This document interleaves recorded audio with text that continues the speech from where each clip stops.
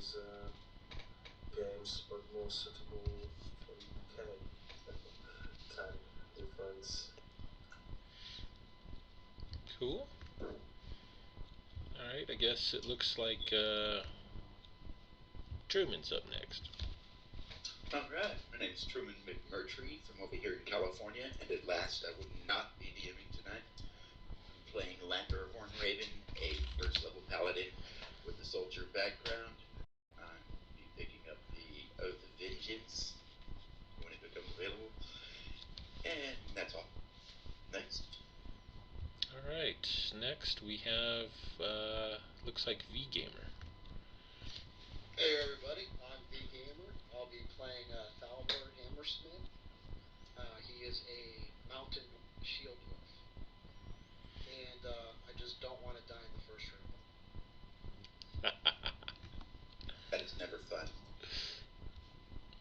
Alright, next up, Wayne.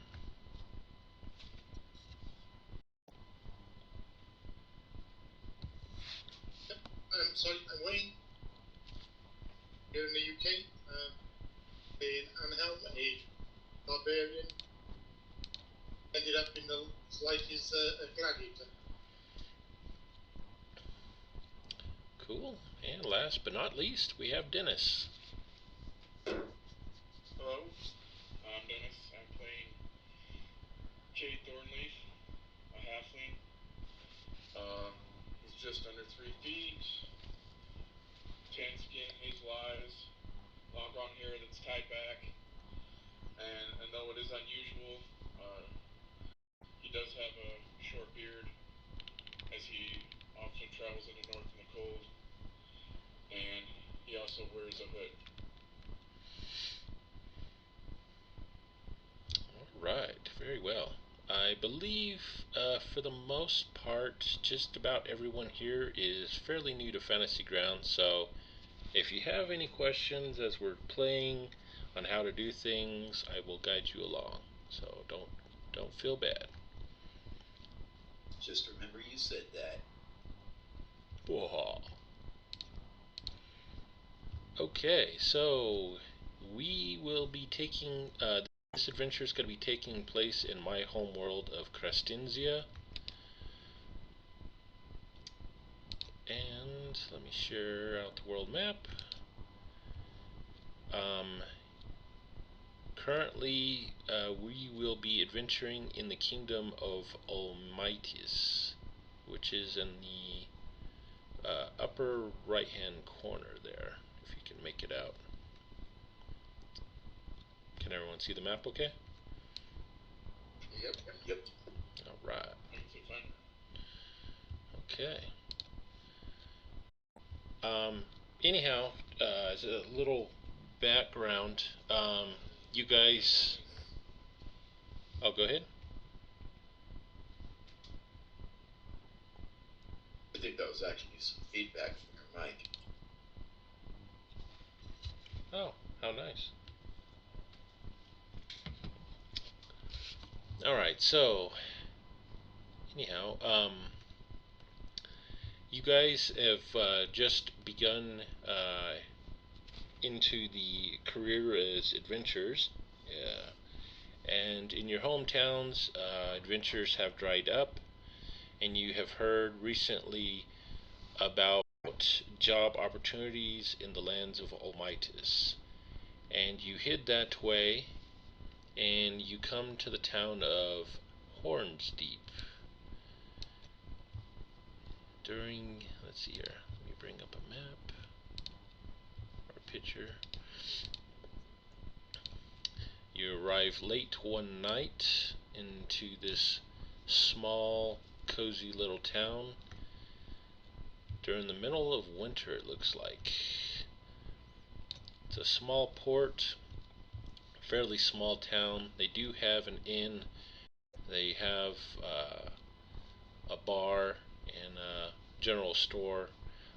Throughout the city, you find various animals that are being skinned, elks and whatnot. You see a lot of lumber yards that are being exported into and out. you hear through various rumors that Edgar Summerfield at the Smoking Corpse Bar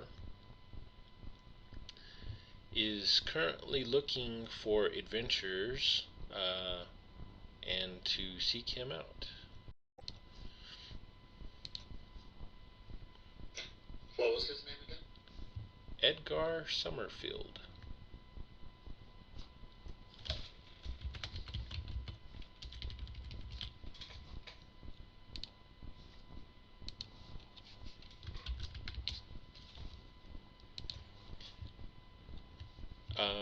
So anyhow, it's the sun has gone down. It is getting very cold. You see most of the lights throughout the town are out as people have already gone into their own houses for warmth. There are a couple places, like I said, that have their doors open and are welcoming people in, namely the Smoking Corpse Bar. Also in town, you pass by Gandry's General Store, which is still open. It looks like they're tidying up to maybe close here soon. And down the way you see an inn, a two-story inn with a unicorn out front, named the Tranquil Unicorn Inn. What would you like to do? Maybe we can head over to the tavern and see if we can get some information on this guy. What was it? Edgar? Edgar Summerfield at the Smoking Corpse Bar.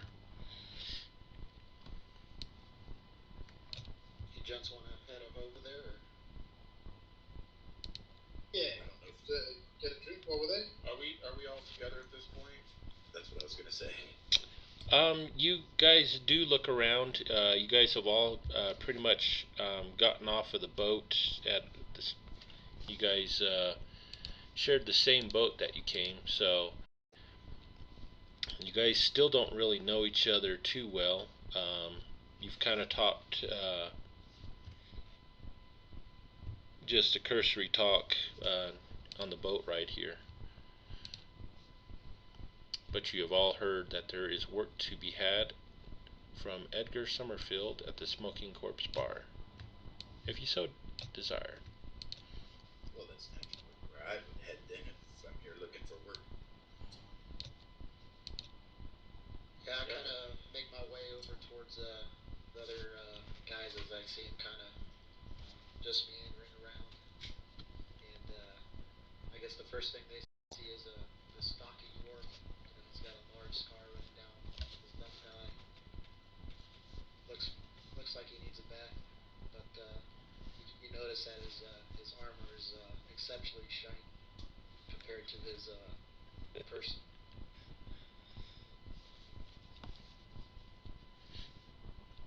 And I make my way inside the tavern. Alright, so you step up onto the steps into the Smoking Corpse Bar, noticing that it looks like there's a corpse that is still smoldering, smoking outside, with the name Smoking Corpse Bar outside it. You enter into the bar and you see several people shuffling about, grabbing their L's, talking loudly. There's smoke filled in the room as people are smoking on their pipes, bundling up. Back behind the bar, you see the barkeep. Let me pull him up.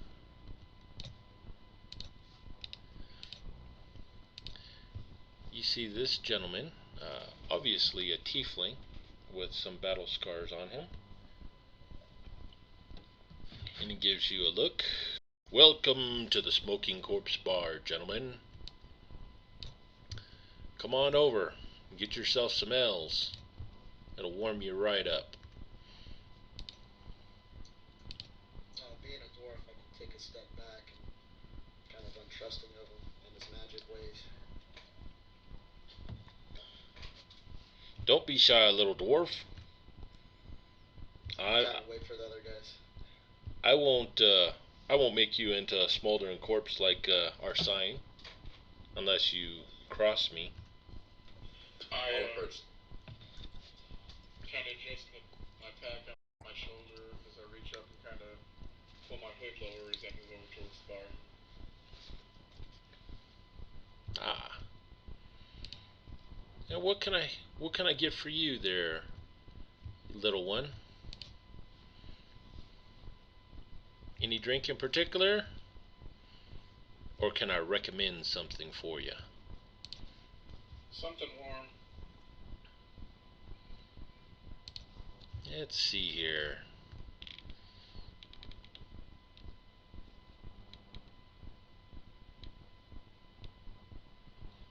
Do you prefer something strong? You want something weak? You want wine? Ah, I know what you want. You want some very dark spirits, don't you? I'll give it a try. Alright, he pulls out a small glass from back behind the bar, pours up the cup. It's got a sweet smell to it, and it's a real dark black looking alcohol in a small glass. And he says, yeah, try that one. That one's on the house. Well, thank you. You're welcome. Take it, and bring it down, and give it a sniff, and then take a sip. Okay.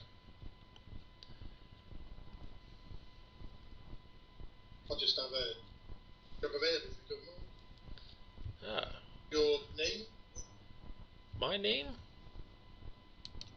My name is Tallahan Fornassi.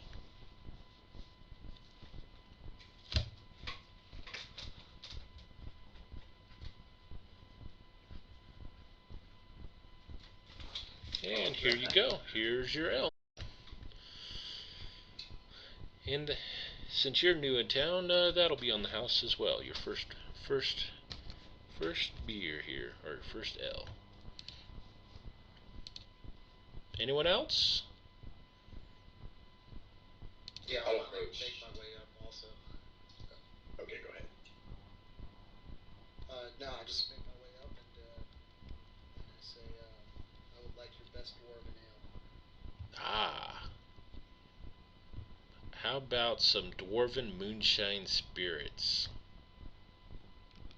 Nah, that's alright. I'm gonna call it a early evening, so I'll just have your best dwarven ale. Alright, fair enough. And he goes over to a keg on the far end of the counter, pours you up a tall mug, and brings it over. That one's on the house. Anyone else?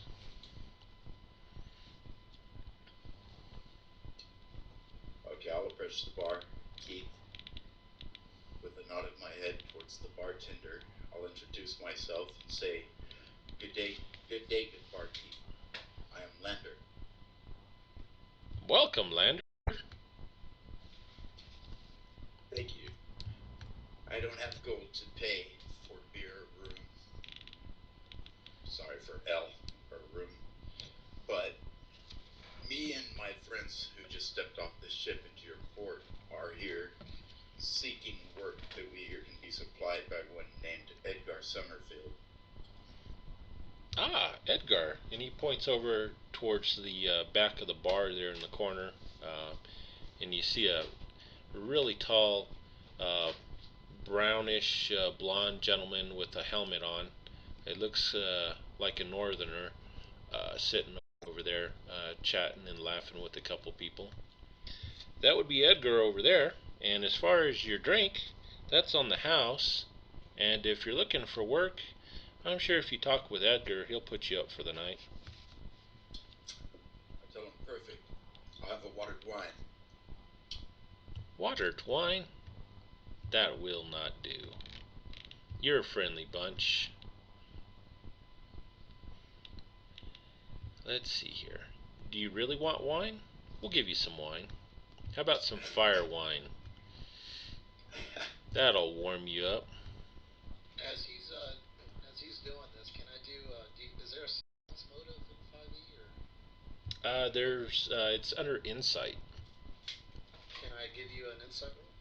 You sure can.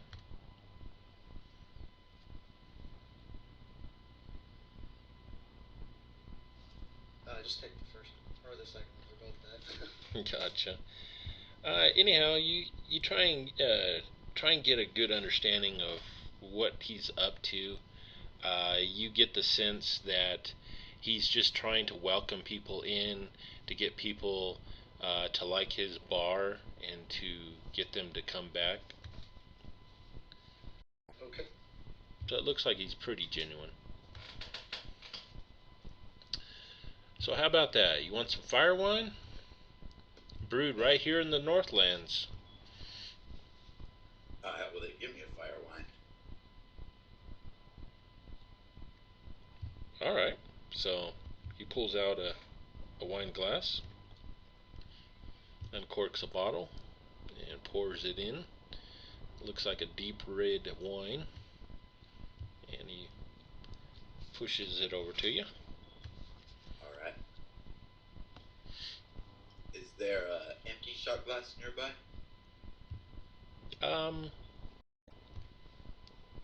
You don't see one. He's been pretty good at picking up the empty glasses as soon as they're emptied. He looks at you. You need something else? I just shake my head no. Tell him thank you. And I'm Good, going sir. to... Huh? Sorry, go ahead. It's alright. I'm gonna approach Edgar. And go ahead, Dennis. When the bartender asks him if he wants anything else, I try to get his attention. Oh, Bartender's attention. Good, sir. yes. What can I do for you, little one? By any chance, do you have something warm to eat, something fresh, maybe a stew? I don't have anything offhand, but if you want to run down the street to the Tranquil Unicorn Inn, I'm sure Thalia will hook you up. Just tell her I sent you, and she'll hook you up with something warm to eat tonight. I don't bother to hide the look of disappointment on my features as I nod and move over with the others. Oh, you sure are hungry, aren't you? Alright, just go ahead and have a seat. I'll get something for you. You're not too picky, are you? No, just as long as it's something Alright. won't make me sick. Okay.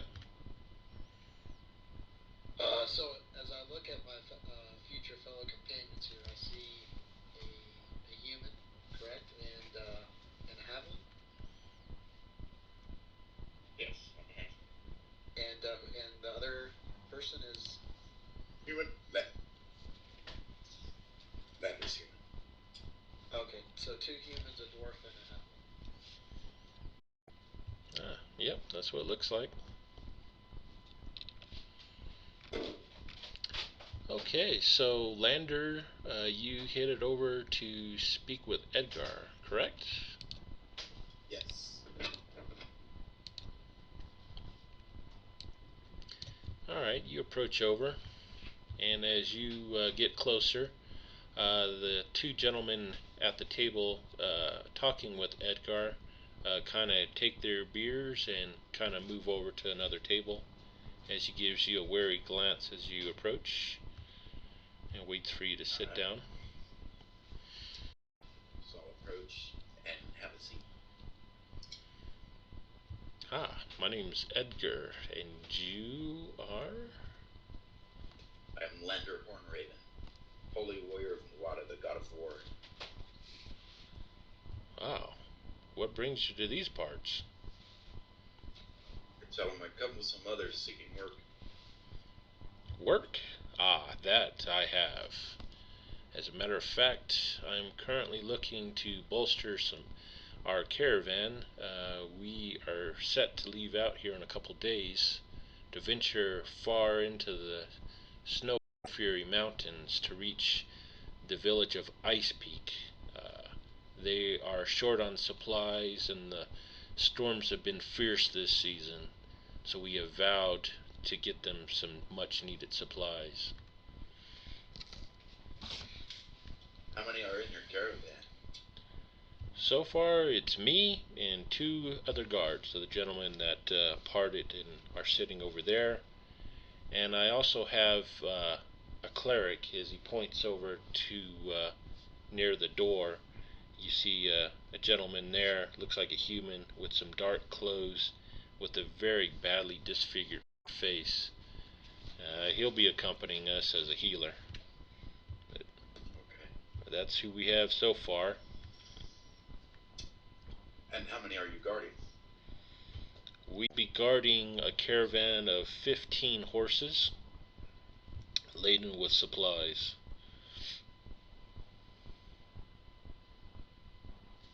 All right. And how much are you offering? I am offering those that come, if you do not have a horse, I will give you a horse, and upon successful delivery, the mayor there is going to pay each one of us 200 gold pieces. I kind of gulp or spit out some of my beer. Not used to that high pay. It's dangerous. It's a very long journey, and it's highly dangerous. We'll be passing near the dreaded Fallon's Pass. All right. I I don't tell know. him I myself will accept the pay. Sounds like a job for a warrior in Wada. Good. I tell him that I'll spread word to the others I came with, so everyone knows of the job position required. Okay, sounds fair. And on top of that, if any of you guys need a room until we head out, I'll put you up for the night. I kind of glance over him and over at him, and is that him in the actual picture there with the scar and whatnot? Yep, that's Edgar. I kind of have an identical scar running across my eye. I kind of like rub my finger across the scar and kind of nod at him, like knowing smile, like he's seen battle like me. Ah, and he gives you a smile in return. Well, that sounds fair enough. You said your name was Lander? Yes, I am Lander. Alright, Lander, well, you let me know who all else wants to come so I can set some rooms up here. Well, I guess the rooms will be over at the Tranquil Unicorn, but I'll get some rooms set up. And we'll secure some horses for y'all. All right. Sounds good. I'll go and notify the others. So I'll go back to the bar where everyone's hanging out and spread the word that I spoke to Edgar Summerfield and the job that he has is for us to is for escorts for a caravan which consists of 15 horses carrying supplies to Ice Peak. Sounds good to me. Those who don't have a horse will be given a horse, right, Keith? That was what he said. And 200 gold pieces paid by the mayor? The mayor of Ice Peak upon delivery, yep. Okay. Would this be an area that my character be familiar with in his travels? The Ice Peak. You've never been up that way, and I won't make you roll with your background. You do know a little bit about Fallon's Pass, which supposedly is rumored to be on the way up towards Ice Peak. It's a dreaded pass that has a lot of frost giants in that area. They dwell within Fallon's Pass, and you guys will be having to skirt around that area to get to Ice Peak.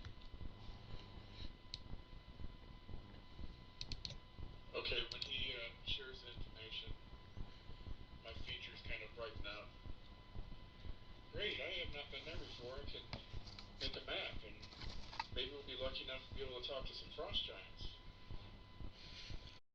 The first thing. Yeah, I heard that there's some that are in one of the passes leading to where we're going. Could be a lot of fun. Wow. You see the dwarf smile as soon as you mention frost giant.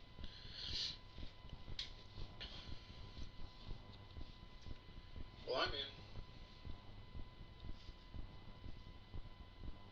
A lot I of guess. flexible pieces. Good to me. I kind of look at the other guys and I say, well, if we're going to be adventuring together, I think we should sit down with our drinks and kind of talk about our backgrounds a little bit, where everybody comes from. So I sit down at a table.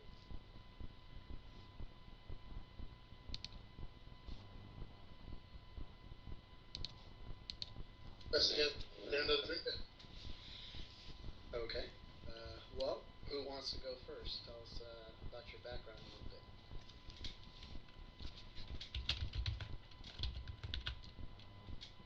Well, my background's short, really.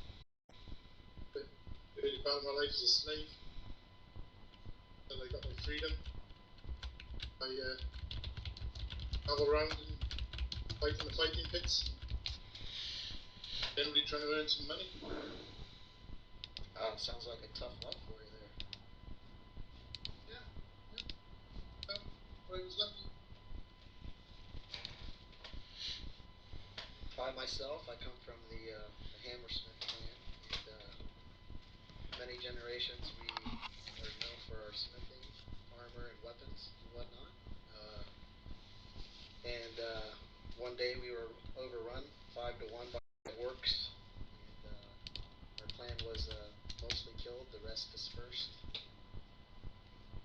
So I am always on the lookout for my clansmen, and my hope one day is to start my own smithing town, forgery, and rebuild my clan.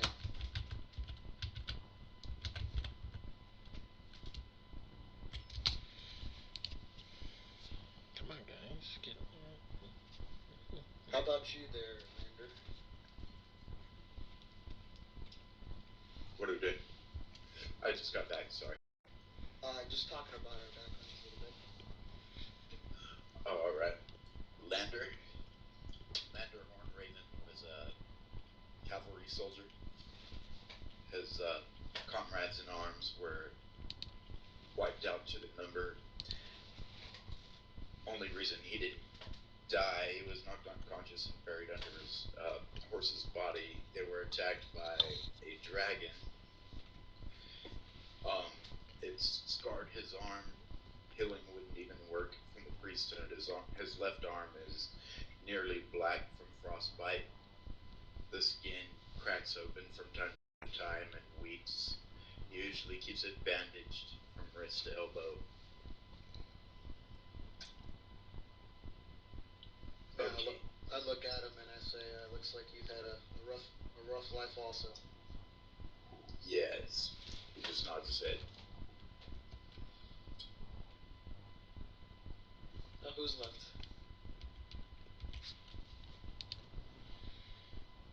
Cade moved over to the tables with the others, and when he plopped down and he pulled out his pack and started rummaging through to make sure that he had enough blank maps and ink, only half listening and distracted as everyone else is talking, and he hasn't really shared his story yet.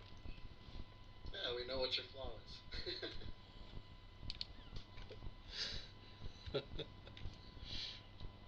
And about that time, Tallahan comes over with another younger tiefling girl, probably in her early teens, carrying a bunch of plates with some hot food on them, and drops them down at your table.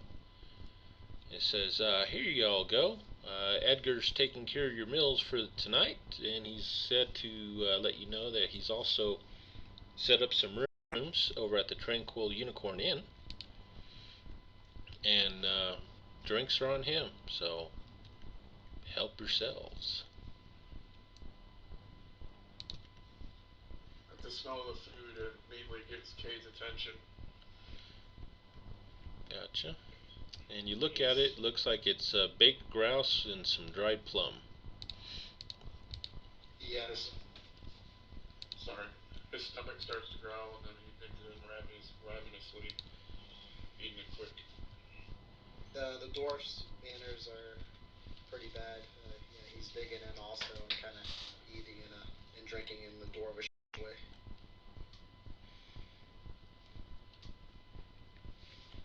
Gotcha.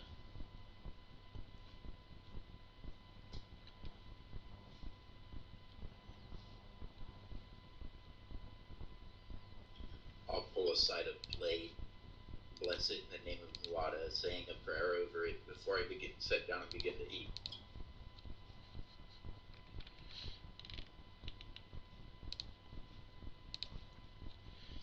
I'll finish my ale off and we'll get another one, eh? Alright. After you guys are eating for a while, you see that dark-robed figure near the door. He finally stands up, and he kind of half stumbles as he stands up and kind of scurries over to you. Stands up next to you. Ah, you'll be going with us to Ice Peak, I see. Get your fill. Be prepared. Much danger. And he scurries on back over towards Edgar. And what is he, a human? Yeah, he looks like a human with obviously very badly scarred facial. He's got scars over his eyes, and his whole face is pretty scarred up.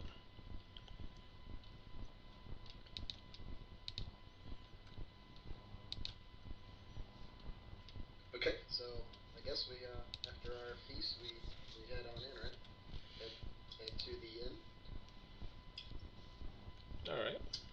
Hey Keith, I don't guess I detected anything through divine sense from this guy, huh? You get he looks really bad, but you don't sense any evil motives or anything. Okay. Alright, so you guys are heading over to the inn to get your rooms, or any of you guys staying here? Or? I'm gonna head on over. Okay. Anyone else Yeah, me going? too. Okay. Commander. Yeah, once I've finished my food and my drink, I will head over as well. Alright. Now, are we in one big common room, or how is this situated? It sounds like you all have your own separate rooms. Okay. So you head over to the Tranquil Unicorn Inn, where you're met by Thalia, and she looks you over with those golden eyes and says, "Welcome to the Tranquil Unicorn Inn. Your rooms have been secured by Edgar. You can enter into your rooms by the stairway down at the end of the hallway. They're upstairs. You can take whichever of the rooms up there you'd like. Hopefully the meals were pleasing." I say yes. I just have a question for you. Have you seen any of my kind? As in dwarves. Oh, dwarves. I have seen few of you recently. Not many have been making it down here into town. He kind of gets excited a little bit and says, did any of them have the Hammersmith surname? Let's see here. Unfortunately, no. I have not seen that emblem before. Okay. Now look kind of dejected and walk off to my room. If there's anything I can get you, please don't hesitate to ask.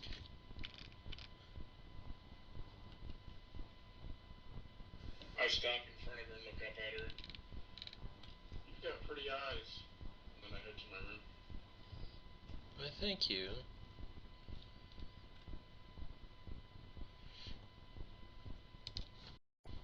Okay.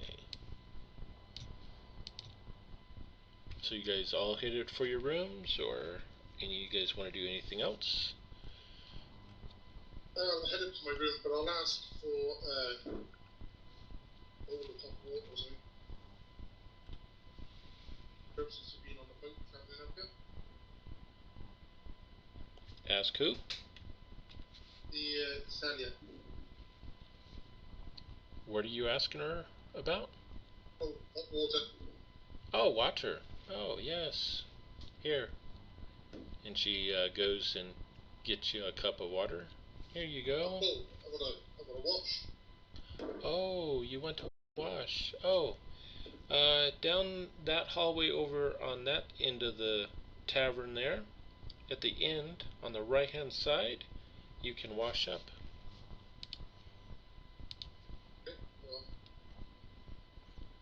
do that. Okay. So the rest of you guys went to your rooms? Yes. Yes. Okay. Yes. Alright. I would like for each one of you to roll percentile dice for me, please. How you do that is just right-click on the D10, choose the percentile, and drag it into the chat window.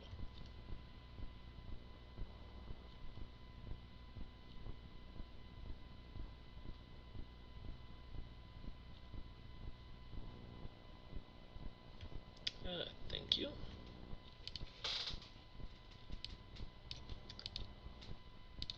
Alright, you guys make it into your rooms, and you find an ordinary bed with a little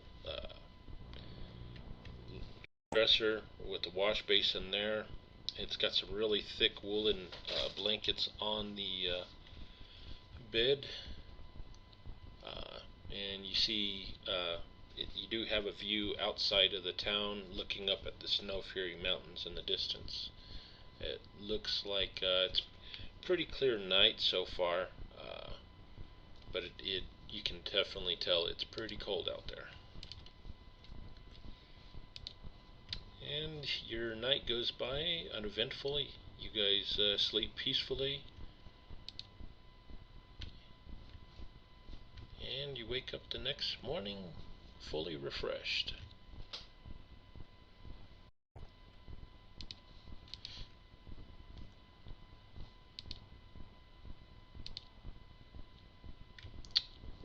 What would you like to do? Head down for breakfast. Please. Okay. So you head downstairs and over into the, looks like a big banquet room with a bunch of tables. And there's some people already down there grabbing some breakfast, some eggs and bacon, some pancakes. You see Thalia there again. Oh, good morning. Hopefully your rest was peaceful. Head to the rocking of the ship? Yes, very. Good. Well, come over here, have a seat, eat, get yourself some breakfast before you start your day.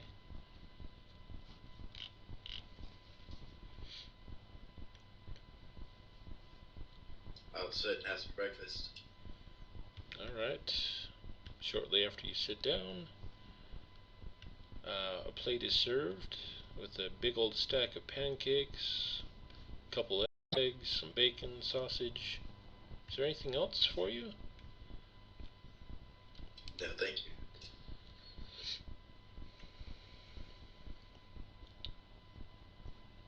With my opportunities to sleep in a warm bed far and few between, I sleep in until my stomach growling wakes me. And I gather my things and head down, looking around for everybody else, following the smells to the dining area.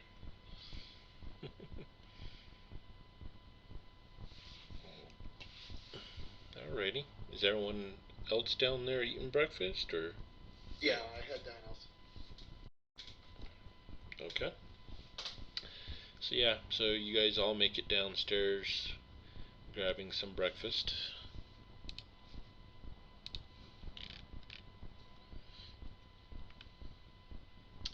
And you downstairs, you do notice a couple different tables there. One table is actually, there are two female dwarves sitting there, actually. And at another table, you find two male halflings. I kind of saunter over towards the dwarves and say, well met, what brings you two to this town? Ah, well, Matt! We are looking for some adventure. We figured we'd head up to Fallon's Pass. I heard there were some old stomping grounds of one of our ancient lines of dwarves, and we figured we'd go up there and see if we can find the old halls. What line would that be? The Artlandorder line. Do I know that line, or? You've heard of it. You haven't heard a whole lot about them, but they're not a very trustworthy line from what you from your background, what you've heard of them. Okay, I kind of take note of that and kind of excuse myself back to the table. All right, and then they shout across the room at you. So what brings you over here? I say, adventure. Maybe we'll meet along the road somewhere. Oh, that would be great. Well, hopefully we will see you soon. I kind of just nod at him. Gotcha. I'll grab my plate and head over to where the two halflings are. Alrighty. You see them over there. They got the big old pile of dishes, and they're eating as much as they can. And they see you come over. They give you a wary glance. They look up, stop eating for a second. Oh, hello. Why are you here? I just got into town, hooked up with some people for some work. Ah. Well, my name's Hugh. This here's Erard. I wipe my hand off in front of my shirt and hold it out. I'm Cade Thornleaf. Ah, nice to meet you. So what brings you to this town?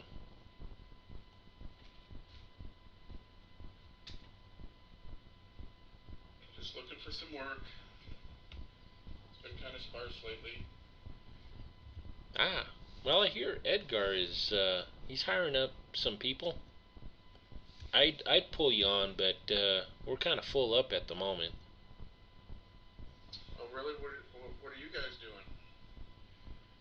Oh, we're gonna head up with those two dwarfs over there. We're gonna see if we can find Fallon's Pass.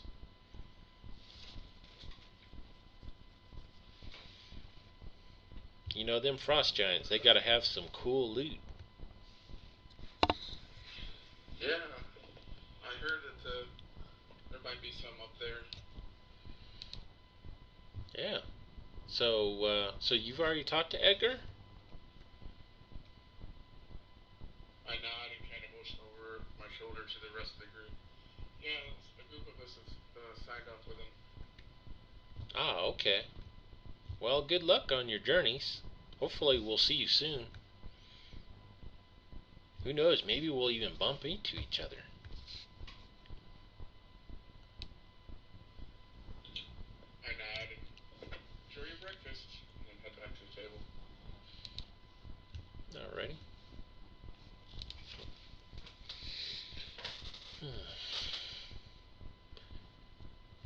You guys want to do anything? No, I'm good. When I sit down, I sit down next to Thaldor, and I kind of discreetly bump his arm with my elbow and lean closer to him. I look at him and I say, "What is it, little halfling?" What did those dwarves say? Maybe if we get a little bit more out of your background, maybe I'll share a little bit more of what they said.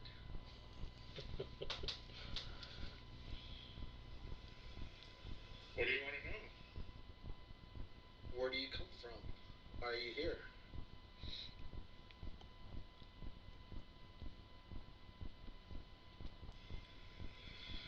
I'm looking for work like the rest of you. I've been wandering the lands, making maps, doing some hunting. So you're a map maker. That could come in handy. I hope so. I'm looking forward to our trip. I haven't been there before. Well, those two dwarves over there, I've heard their surname before, and they're not too trustworthy. I kind of motion with my head towards the halflings. They're traveling with the dwarves, and they said something about going to the pass, too.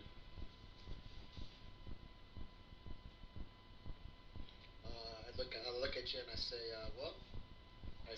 there's maybe we can make a beeline after our adventure towards the pass. Maybe follow them or something. Well, that's the thing. We have to go through that pass to get where we're going. But they're not working with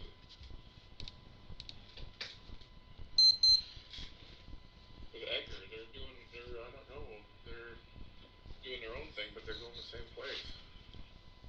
When we get close to that pass, we'll have to keep a close eye. Be very perceptive. Yeah, I think so.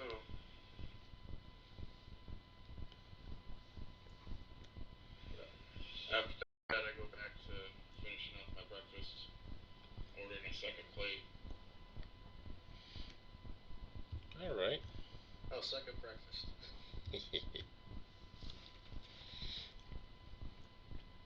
A few minutes later, you guys look over towards the doorway, and you see Edgar approaching with the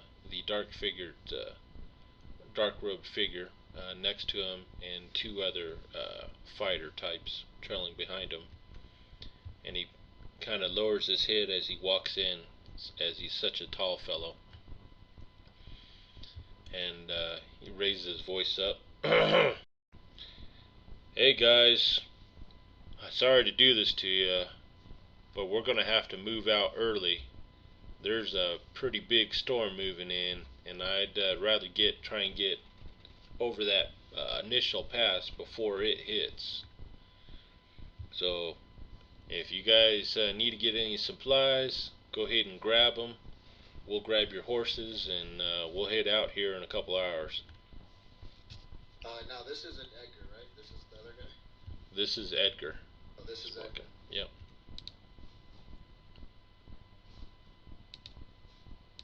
I just look at my pack and all my stuff, and I say, I'm good, whenever. Alright. As soon as he walks in and starts saying, sorry, I immediately start wolfing down my food even faster to make sure I can get it all finished. Okay. And he looks over at the dark-robed figure. Have you guys met Razmovin here? We have not.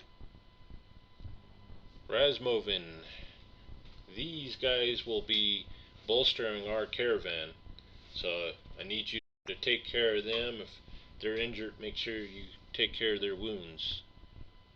Aye. Lots of danger ahead. Yes. Oh, that's the guy with the badly disfigured face. Yeah. Okay, that's right.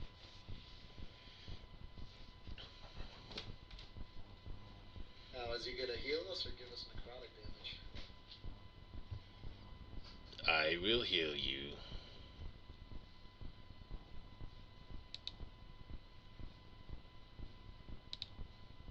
But of course, if you don't want to be healed, I can conserve my magics for someone more worthy. I look at him and I say, well, I'm always untrusting of magic, but I'll have to trust you.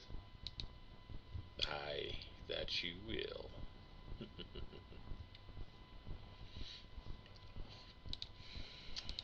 Okay, so you guys want to do anything else before you guys start rounding up your belongings to head out? I'm just going to head to the general store, I think. Alright, just gonna head down to Get Gandry's. a couple of things. Okay.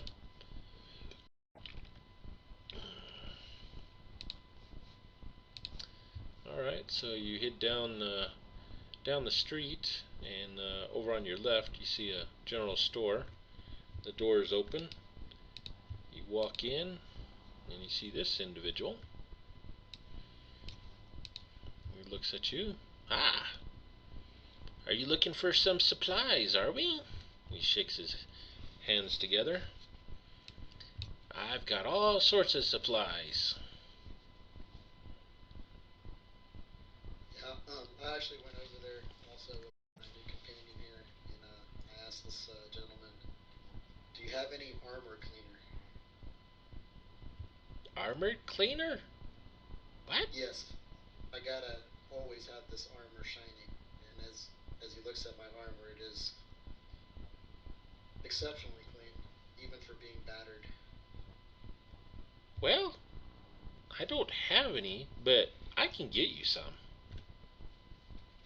It's nothing special, is it? Just regular armor cleaner? Yeah, whatever you have, sir. Oh, okay. And he steps back to the back, and he takes out a glass vial, and he grabs a water skin, starts pouring the water in the vial, puts a cork on it. Here you go. 5 copper pieces. Armor cleaner. Okay, I give him the money. Go ahead and deduct that. Alrighty.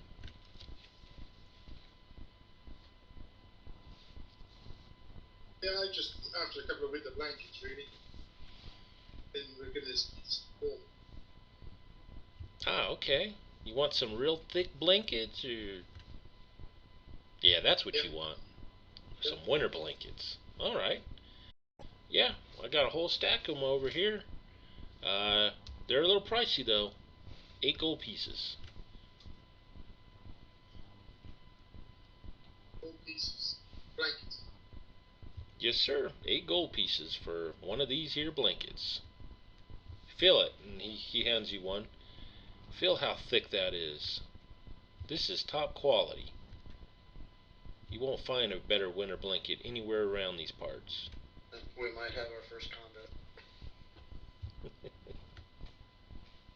Well, to be honest with you, Yeah. they're pricey there, mate. Pricey?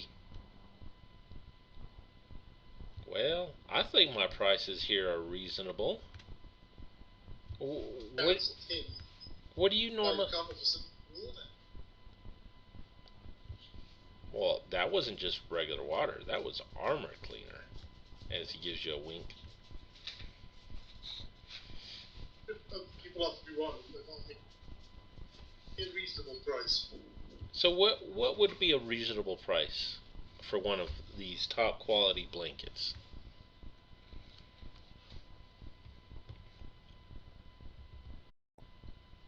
Probably half of that, I would think.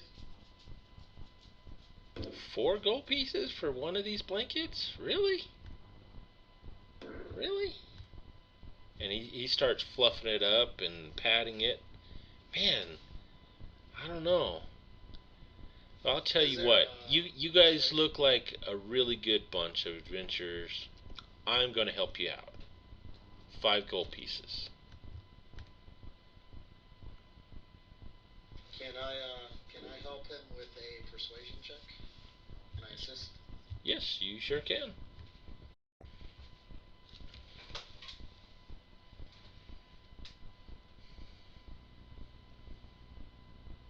I don't think I helped you too much there, buddy.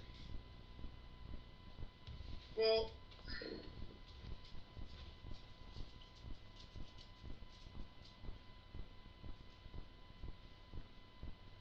I was Yeah. going to buy two, but since the prices are so astronomical, I'll only have one.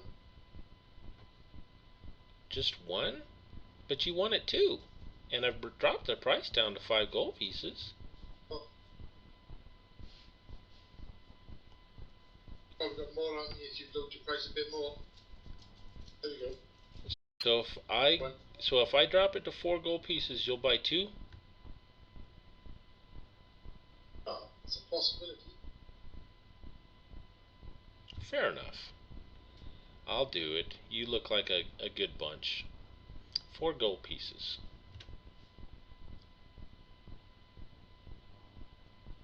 This guy's pretty shrewd. He starts way high.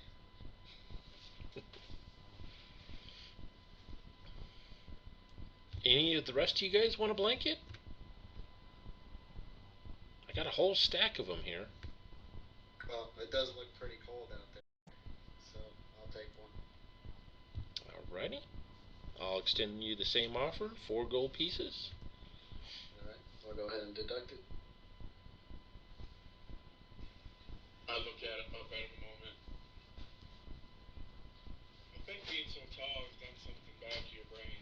And I turn and walk out. And I'm gonna head back to the inn real quick. Okay. What did that little guy say? Something about your brain? What? Yeah, you'll retract that Okay, whatever. road a bit. Alright. Any of you guys want to do anything else? Well, when I get to the inn, I'm gonna look for the woman with the gold eyes. Oh, okay. Anyone want to do anything else in the general store yet?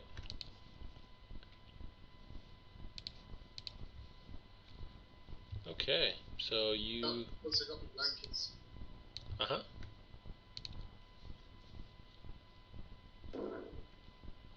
Okay. So you head back over to the inn, Cade, and you see Thalia over there. She's wiping down some of the tables. And she looks over at you and gives you a smile. Is there anything I can do for you, little one? Yes, actually. I slept really good last night. I was nice and warm and cozy. And it's really cold out. And I was wondering if I could maybe buy one of those blankets that was on my bed. One of those nice wool warm blankets. Oh, yes. I'll sell you one. Does 2 gold pieces sound reasonable to you? I rummage around my pack, my pouch, and pull out the 2 gold.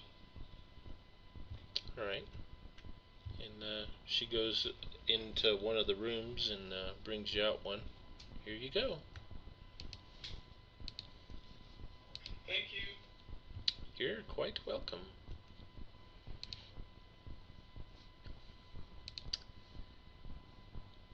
Alrighty. Anyone want to do anything else before you guys head out?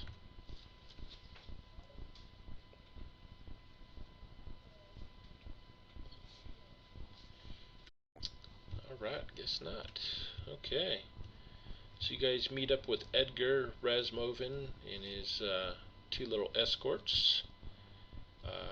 They walk down towards the end of the town where there's some stables and there's some horses there where there's a gentleman over there who's saddling them up, and he brings out four horses, and he looks down at Cade and over at Thaldor. I'm actually I'm pretty big for a dwarf. I'm 4'8", so that'll be kind of borderline. Oh, okay. And he looks over at Cade then, and are you gonna be okay to ride a big old horse, Cade, little guy? I'll give it a shot.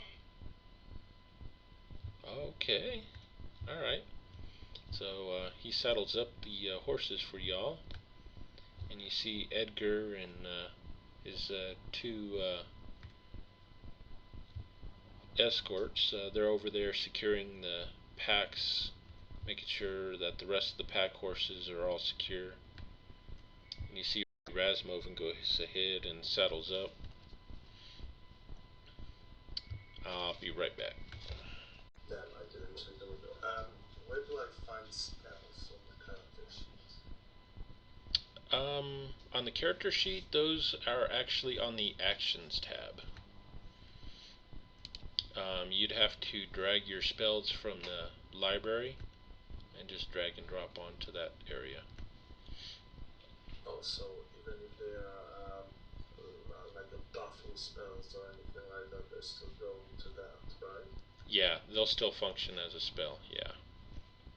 Okay, thank you. You're welcome. Does he drag that to features, or what part of the? So like if you have a spell or something like that buffs you up or heals you, you would just drag that and drop it onto the Actions area. It actually works. It actually creates a new tab underneath weapons, for example. Yeah. Oh, right. I was looking Yep. under abilities. Gotcha.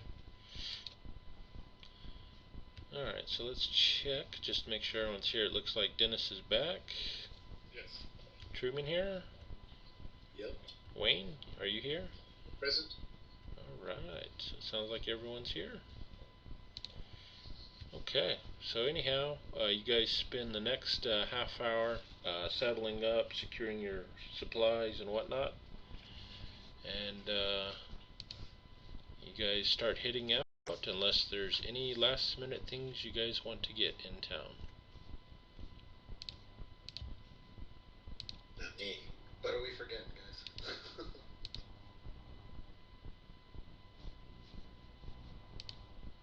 I think we're good. Okay. Shh! Chaco, hush. Okay.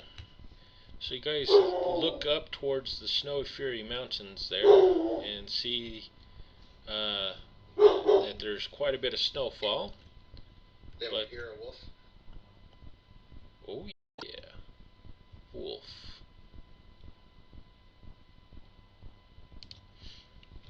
Sorry, I just heard your dog barking.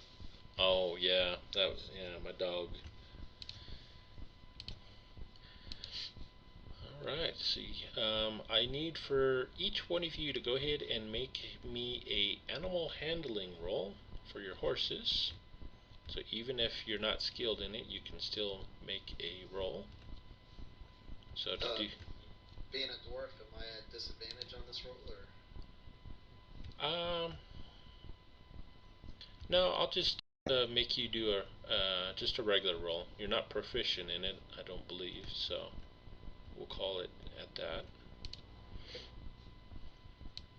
And as long as you get over a 10. Okay, open up your character sheet. Oh, way to waste a 20. Oh wow. And once you have your character sheet open, click on the skills tab on the right hand side. And Yeah, I got that. okay, and then on the right hand side of animal handling there's a box with like a gray D20. Just double click that box and it will roll for you. Just the left side of what the total plus is. Okay. Okay.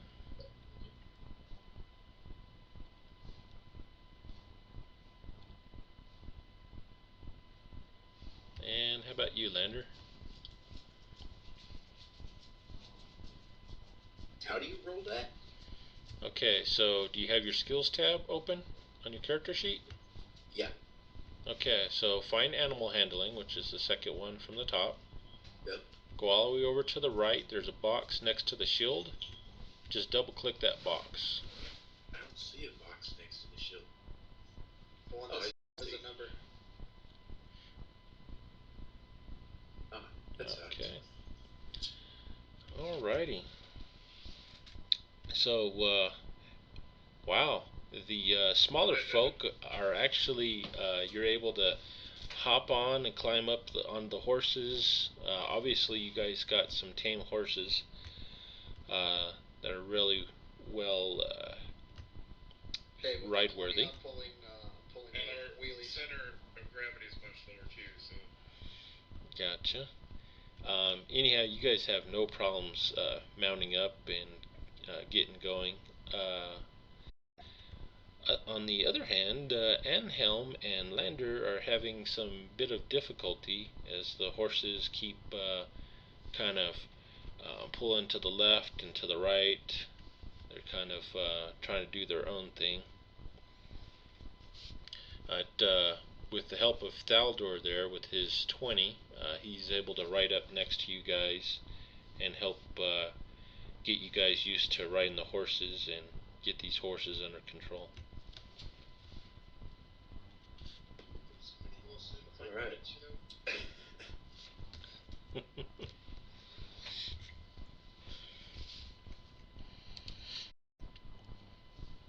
Alright, so a couple hours goes by as you guys are traveling along an old creek.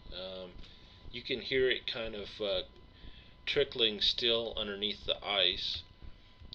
The snow is about a foot deep here. The different pines have quite a bit of snow accumulated on them. And it's there's a cold wind that kind of whips up, makes you guys kind of draw close on your winter cloaks, and those of you that have blankets are kind of almost pulled towards grabbing them for extra warmth as you guys move along. And Edgar, he yells out, he's all, we're making some pretty good progress. Hopefully we'll find a suitable camp here later today. Hopefully we'll get up over this pass. You guys do... As he says that, I immediately become vigilant. Okay. You guys notice the path starts to go into a steeper climb as you guys are following what looks like an old, well-used, probably a deer trail or an elk trail, as it winds up pretty steep through some of the hills as it winds up towards the mountain there. as we're riding along, I have my hood down full load, kind of help protect from the wind. But I'm glancing around, taking in the surroundings and the terrain so that I can record it later. Okay.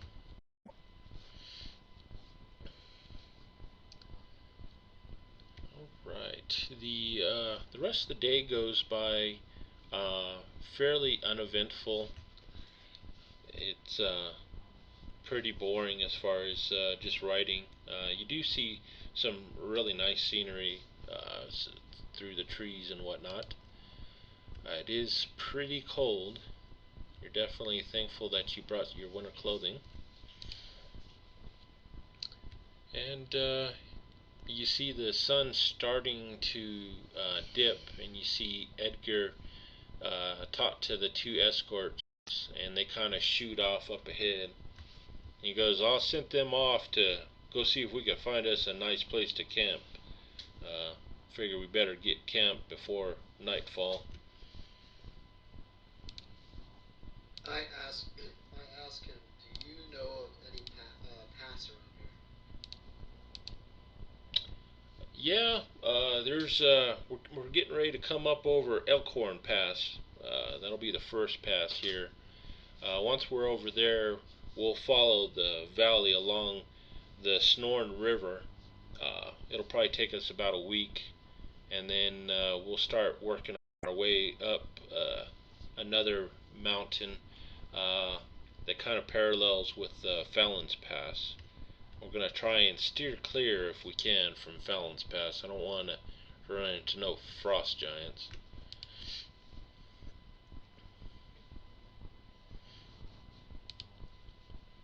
And he looks back over his shoulders and he goes, "Oh boy, yeah, we're going to have to make camp here pretty soon. I see a snowstorm getting ready to come up on us. So it's going to be a cold one tonight."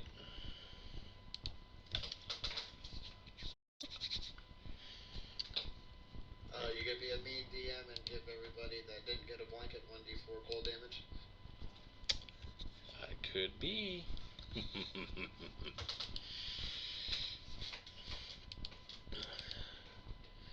Alright, so anyhow, probably about 45 minutes later or so, the two guard escorts approach, and they say that they found some remnants of an old camp up ahead. It looks like it might be a suitable place to make camp. It's got a clearing and it's got some trees around it, so we'll move over towards that. See if that'll work for us or not.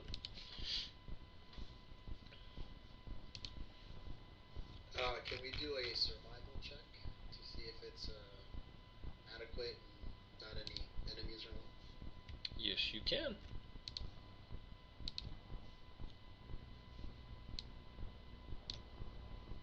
Anybody else want to assist me in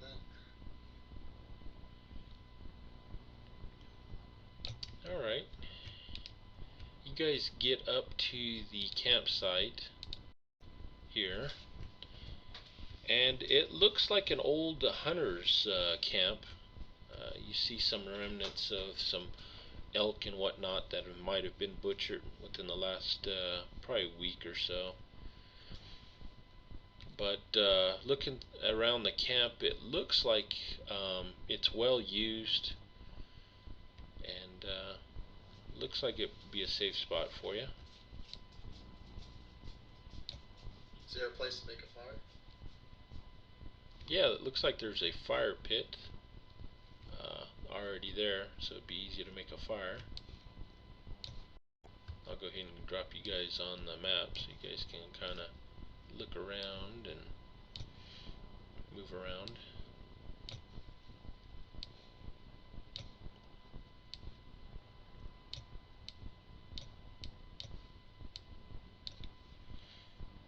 Alright. Everyone see the map okay? Yep. Are you approving moves, or do we just move, or? I have it locked, so you can go ahead and move, and I'll okay it as you move along. Alright, I just moved my guy by that bush there. I don't know if you can see that. Oh, okay, yep. Let's see here. And I start, trying to gather some wood from there. Okay. And just so you guys know, yeah, you just drag your token and it'll show a line, and it'll show how far it is, and just let me know that you're moving and I can approve it. Now, is this difficult terrain in the snow? Yeah, it's accumulated here on the outskirts of the camp. The snow is a little higher from the snow drifts, probably closer to about 2 feet deep. Here in the camp in the middle, it's about a foot deep still. Okay, so we're basically all at half movement? Yes, yeah, difficult terrain is half movement, yep. Okay, so then I can only actually go to... But that's fine. You're okay where you're at, though. Alright, so as soon as I gather some wood, I head over to the fire pit and make us a fire. Alrighty. I want to move away from the camp just a little bit, see if I can find a suitable place to put my trap down and maybe get us some fresh meat.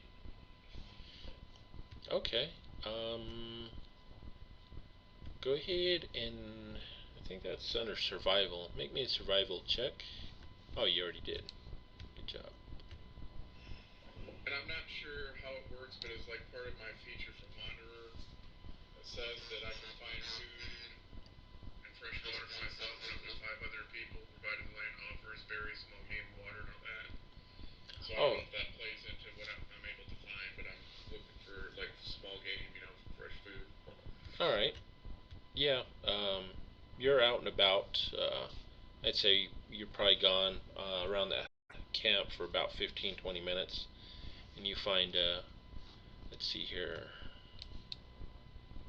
You find 3 rabbits, and the Thaldor gets the fire going. What is Anhelm and Lander doing? I'm gonna have a good look around this camp, see if there's any signs of when it was last used. All right. You wander around for a little while, and you're pretty sure it's probably been used within this last week.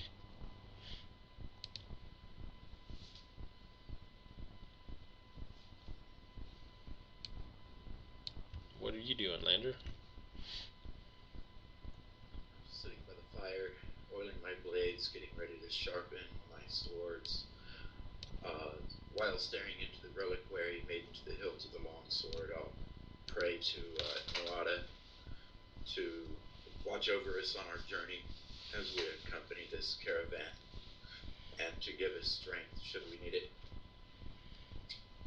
Okay, very well. Oh, and before I forget, okay, before I forget, I want to go ahead for the role playing down in town. I was going to do it earlier. I want to give each one of you guys an inspiration point. Oh, cool.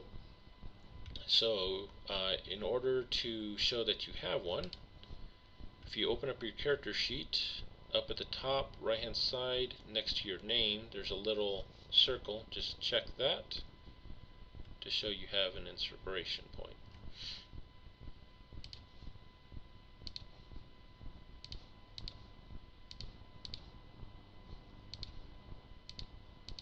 Alright.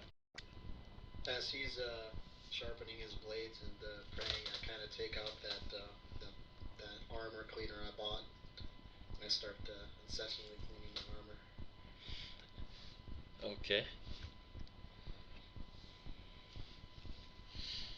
Good old Wada.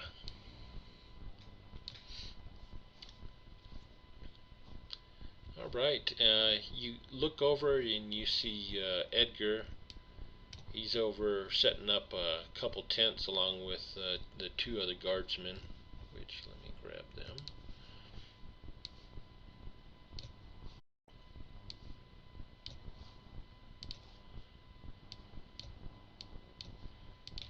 And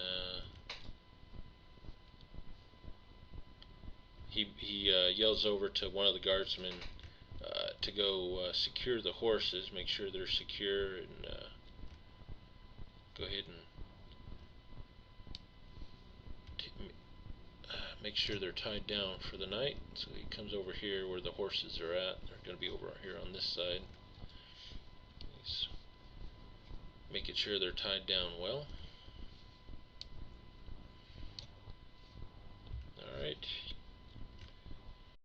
And I guess with that, unless there's anything else you guys want to do, the sun is starting to fade rapidly at this point. The wind starts really whipping up, and you see some snow starting to fall.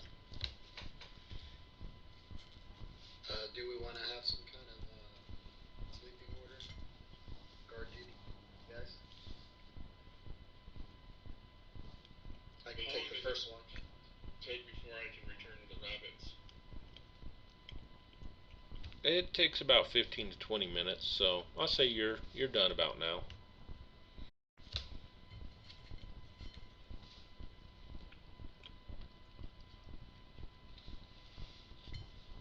Lander will take second watch. So I'll return and I'll bring them over to the fire.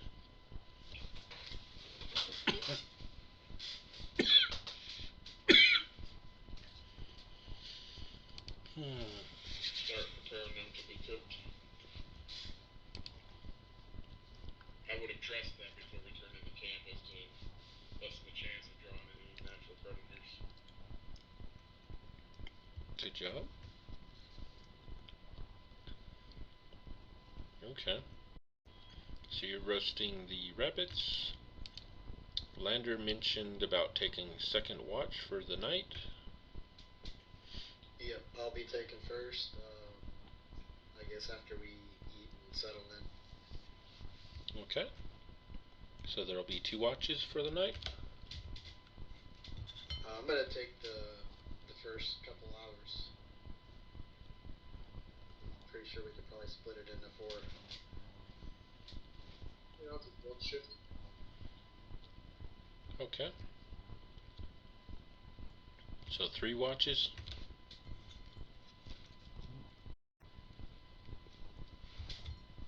I take it the guards don't do any watches, right? They'll be helping out. Okay, so if they're gonna be helping, we only really need 2. So if anybody needs extra sleep or spells or whatnot. Okay. Yeah, I Ed. would probably take advantage of the opportunity to sleep, but I wouldn't wake up. Probably a couple hours before dawn, just to help out with that very last watch. Okay. All right. So you guys settle in. You get your watch order settled, and grab some rabbit, eat up, and those of you guys that are turning in can go ahead and grab some sleep. So first watch is Thaldor, and Edgar's going to be on watch with you as well. Okay.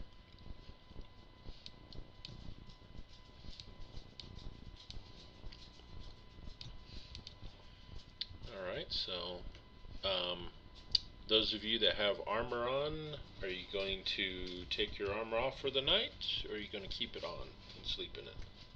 Taking off my armor. Yeah. Otherwise, you have what is it, fatigue or something? Yeah. Yep. I'm gonna move over here to the. Yeah, there you go.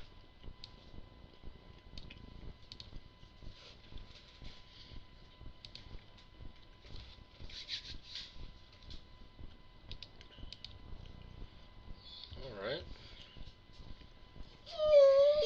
Shh.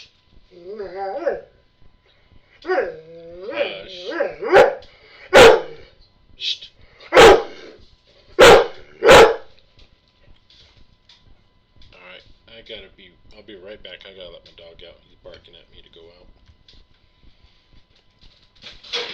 Come on.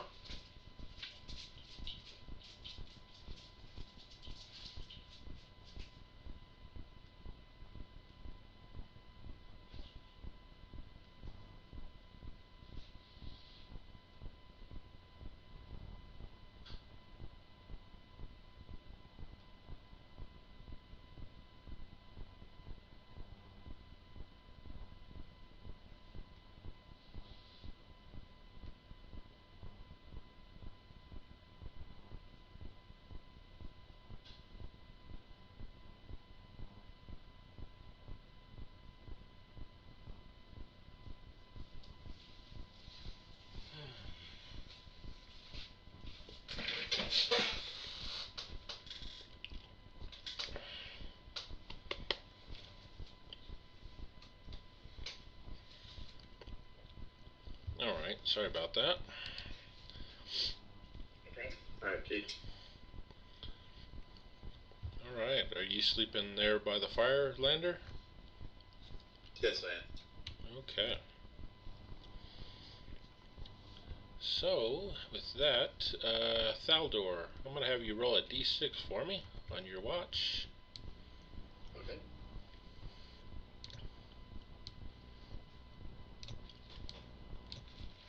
Okay. So the first few hours goes by, pretty uneventful outside of the wind really whipping up. Snow's coming down in a pretty good fury. There's probably already about 2 more inches that have dropped since you have taken watch.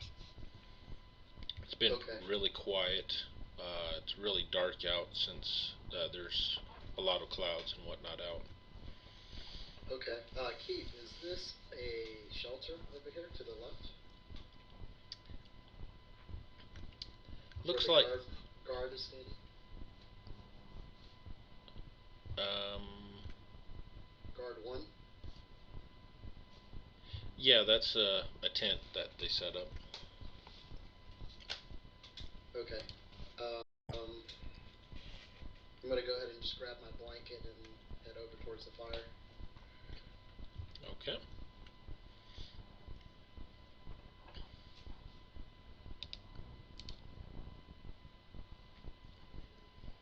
And I wake up, I'm not sure who it was.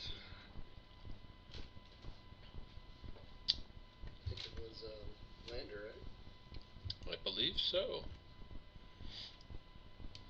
For the second watch? Yep. Okay. That's right. So I'm gonna get up and throw on my chainmail as fast as I possibly can. Alrighty. So you don your chainmail. And I want to go to that point on the map and take my watch. Just curious, how long does it take to don the chainmail once you have it on? I believe it's 10 minutes according to the PHB. Okay. Yeah, light is 1.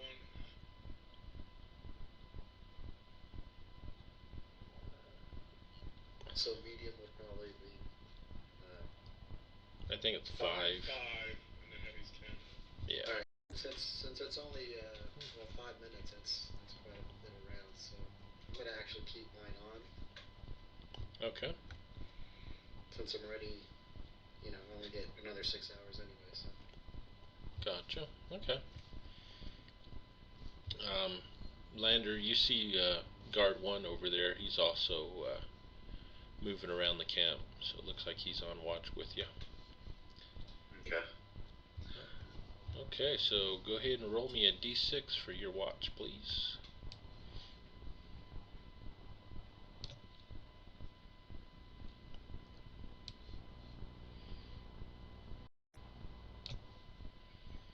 Six. Alright. Thank you.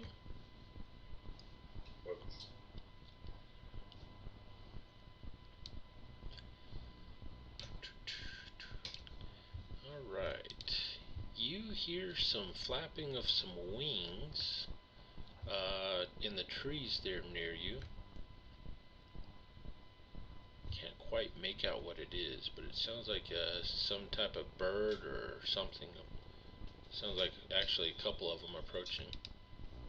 Did it sound big? It didn't sound like it was a really big bird. Some, just like maybe a crow or something flapping its wings. If you I'm gonna want, draw my two. oh, go ahead. I'm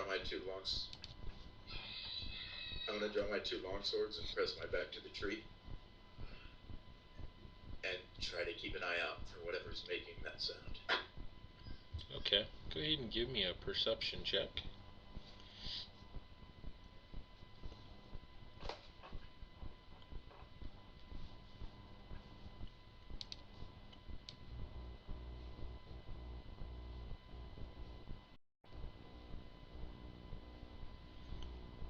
There you go.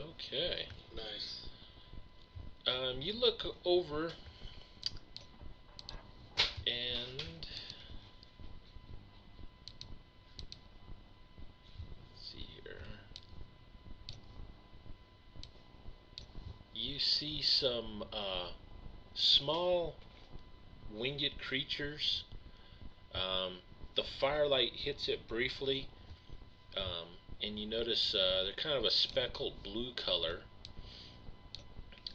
but they have a long proboscis emanating from their head. Damn bastards. Alright. I'm gonna put up the hue and cry and yell to wake the camp. Okay.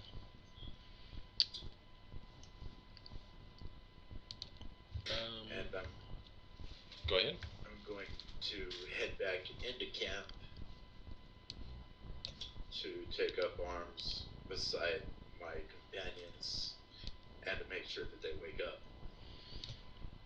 Alright, and guard 1, he rushes over towards you as you're coming back. He's all, what's going on? Explain the creatures I've seen with the large proboscis.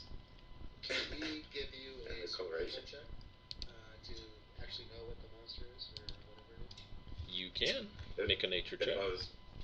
If I was metagaming, I'd say it was a sturge.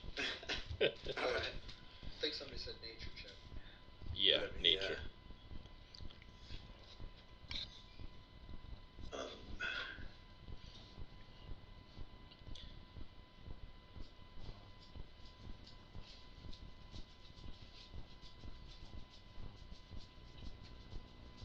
Definitely not a good score for me. But that is high enough to know that they are indeed a different type of sturge. They look like a sturge, but the coloration is different from what you've heard. Normal sturges have like a reddish orange feathers. These have a kind of whitish blue color. I'll describe them as unnatural sturges. Stop it. Alright, so at this point, you guys, the rest of you guys in the camp, hear some shouts as you guys start to wake up. You guys can roll initiative after this first initial round, as Lander and Guard 1 take some action. You guys can, so Lander, you can go ahead and take an action this round. Alright, how far away are the sturges? Those sturges are, looks like they're about 30 to 50 feet. And can I see an approximate number?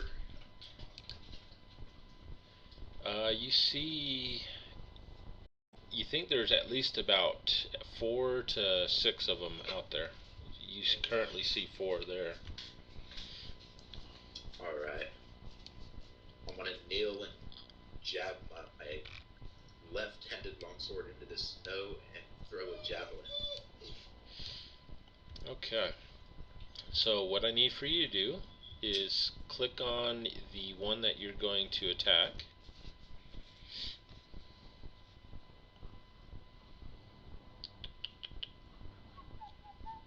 Did that work? I don't see anything selected yet. I clicked the crap out of it. Alright. I think it's got a control click, isn't it? Oh, it might be. I haven't used it in a while. Try control clicking then. I was actually doing that. Control's what I use to talk. Alright, let me see something real quick. Did you right click or left click? Both. That's alright. We'll get it figured out in a minute. Which one? Which one? Sturge 9. Okay, number 9. Okay, Yeah. so go ahead and roll your attack. So go to your actions tab, and then you said with the javelin, so just double click the black D20 there, and that'll make your attack roll. Stop it. There it is. 5.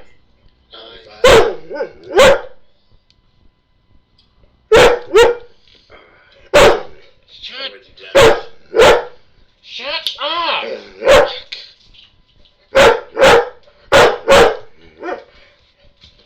Okay, and then hit the next box next to it that says 1d6 plus 4 piercing. Double click that. Double click it. Shut up! Oh, okay. Damn you! Shut up!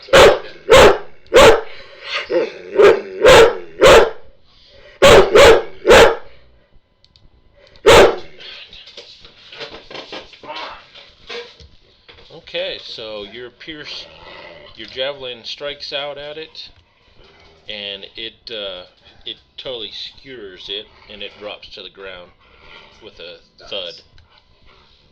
And are you sure Milata's name?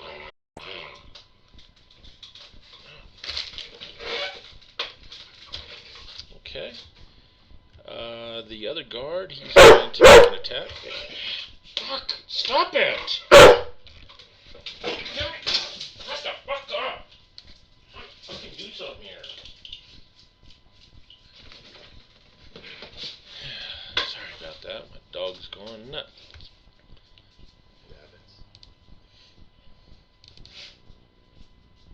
Alright, he launches a spear at Sturge, and it misses. Okay, so at this point, everyone else can begin making their initiative, if you haven't already.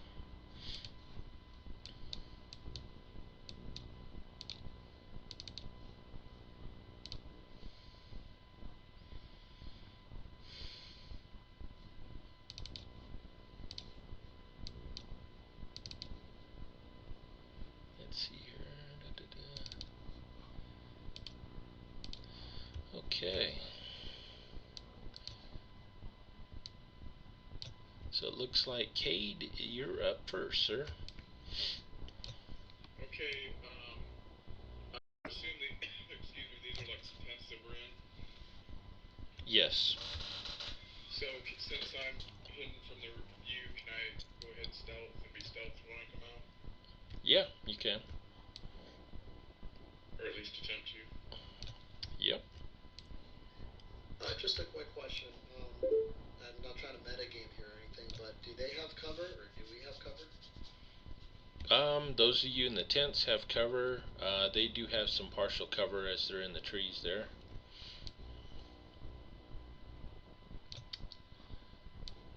Okay. You said I rolled earlier, Cam, so I rolled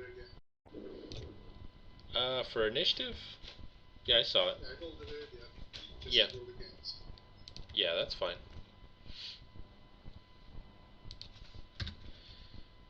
Okay, so Cade, you go into stealth there. And are you wanting to move, or are you going to stay in the tent?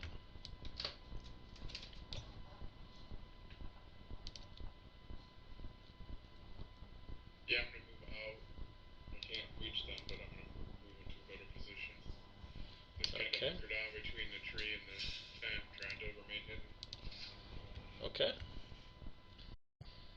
Alright, see, looks like Lander is up next.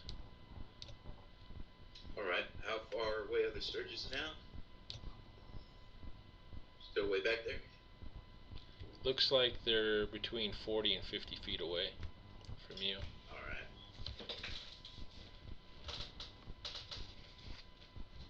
Yep, 45. No, I'm not moving there. I'm not doing that. Okay. I was just making sure. Alright. I think I'll throw another javelin. Are you going to throw it from that far, so 45 feet away? I'll step in up here. Okay. 19. That is... I believe that's a hit. Yep, that's a hit. And 9 damage. your javelin skewers that one. It drops in a thud. And I forgot my other long sword, damn it. And we might be having Shiska up there. Yep.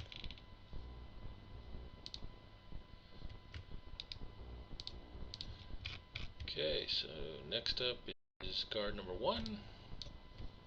He's going to run up to the trees and try and retrieve his spear that he threw. So he's down there doing that. Guard number 2 is going to come out running, sizing up what's going on, and stop there. And that brings us to Anhelm. I'm just going to grab my shield, my spear, and wait for the sense of what's going on. Alright. Towards fly so I could buy ice from that boat.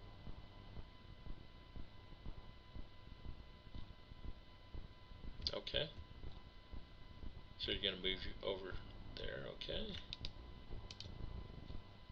Alright, so you move over there and you see everyone else kind of rushing in the opposite direction there.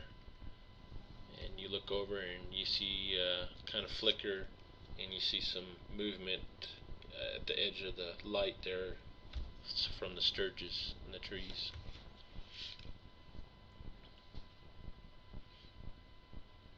Okay.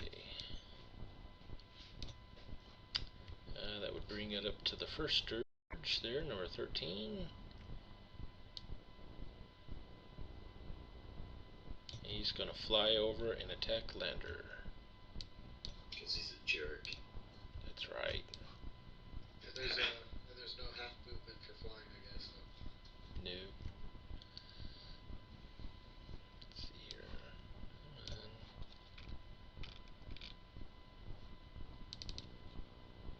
Ooh, uh-oh. First roll is a 20. Oh. Nice. Oh, oops. Forgot it's shift click for damage on a crit. So he deals 9 points of damage to Lander as he greedily starts sucking your blood. Now that's done. So he's stuck to his face? He's stuck up there on his one of his shoulders there, greedily slurping. With his proboscis? Yes. Events several weeks ago, some might call that karma. Uh-oh.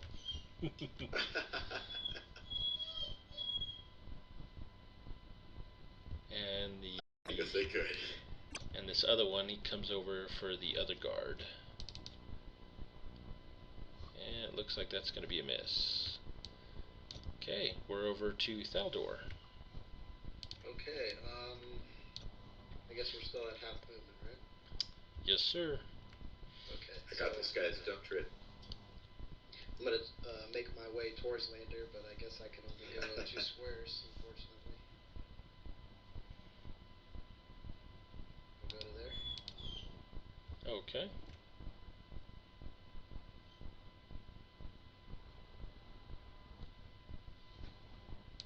And did you want to do anything else? Well, I have my, my weapon at the ready. Okay. Alright, so that'll bring it over to Razmovin. I can basically ready an action, correct? Yes, you can. Okay, I'm gonna go ahead and ready an action just in case any of these bloodsuckers comes into my immediate square, adjacent square. Okay, then you'll attack them? Yes. Okay.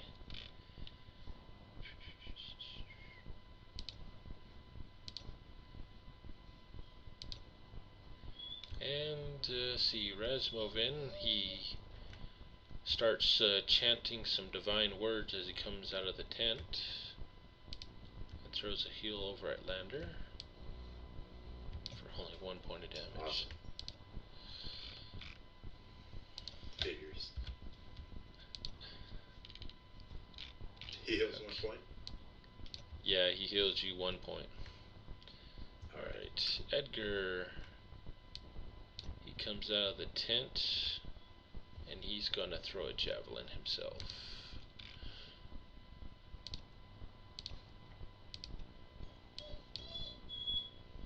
And he's going to hit. Alright. And that's gonna take down the Sturge number 15 dice. Okay, we're now back up to Cade. Okay, am I gonna get any kind of advantage for attacking unseen, or? Yeah, because you're in stealth, so yeah, he's unaware of you. So I'm going to basically take a swing at it with my staff. Okay, so how you can? Use my bonus martial arts action to throw a hand strike at him as well. Okay. In order to use advantage, just hit the ADV button in the bottom left-hand corner before you roll your attack.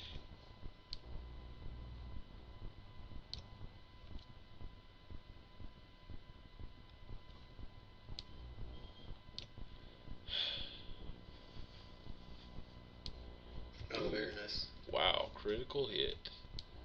Okay, so when you roll your damage, hold the shift button down when you roll it, and it'll do your crit damage.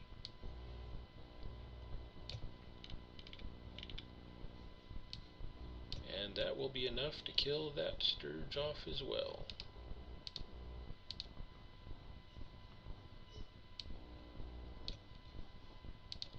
Right. So you drop I the... jump, Kate. I give you my thanks.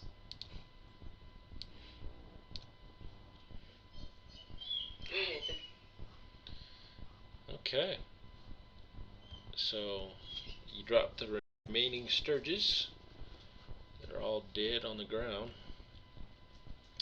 Gonna be sure to grab my longsword and 2 javelins.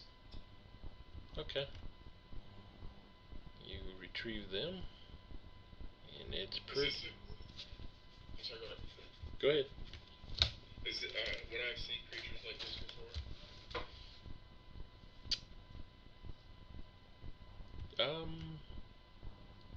Yeah, you've probably seen them before as a wanderer. Most of the ones you've seen, though, have a reddish or orange hue to them. These ones have a whitish blue color to them.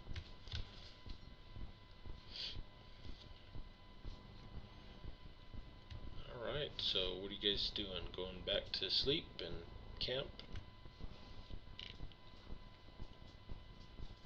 Can we eat these things later, or?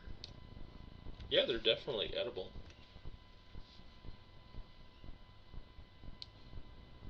I don't know about that one that has the blood from Lander, though.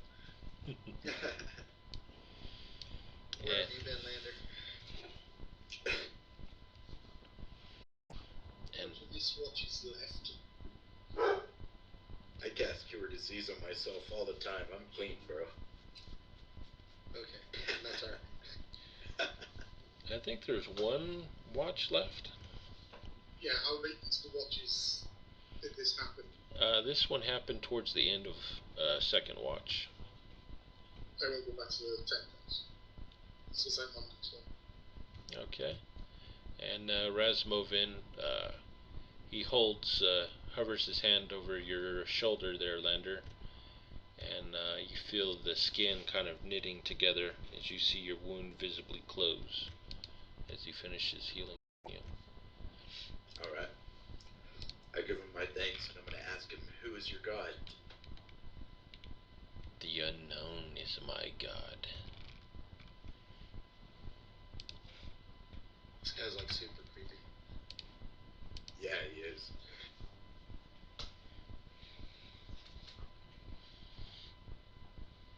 But his powers work well. You should get some sleep now. Feel better in the morning, yes. And he heads back over to his tent and lays you down. Yeah, I'm gonna try to go back to sleep. Okay. I'll put the armor on and get my stuff ready. Alright. So, Anhelm and Guard 2 will be on this watch. Go ahead and roll me a d6 for me, please.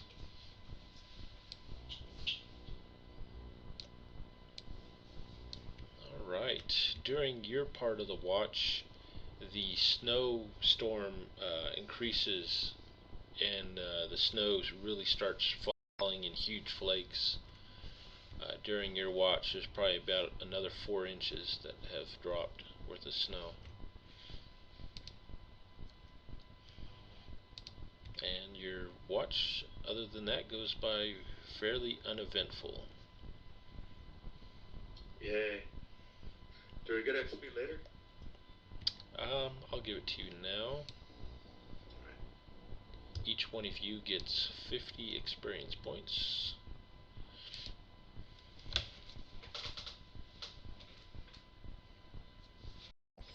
Not bad for not doing anything. Yeah. Yeah, I can help out next time.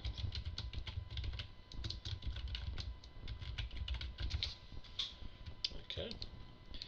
Alright, so Where do we put those at? That's what I'm trying to find. Someplace in the sheet. hold on, let me see where they put it at. I think it's automatic, right? No, there should be a place on there. User disconnected from your channel.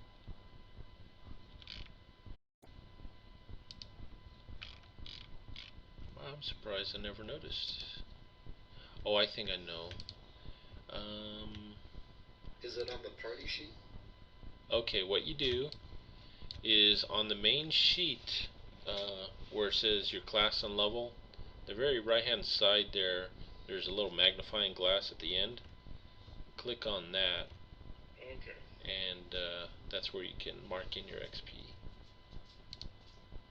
I'm sorry, how much did we get? 50? And we need 250, right? Yeah, I think for second level. Yeah, I believe it is 250.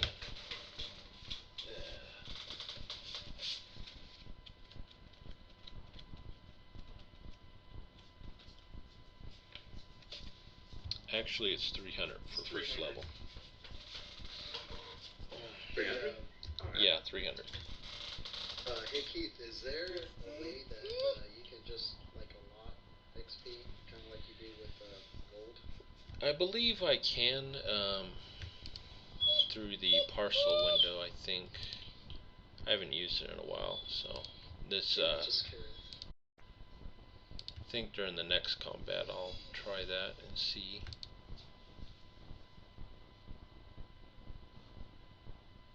I know I used to. Yeah, there's XP there. Okay. Yeah, so now I can just automatically give it to y'all. Cool.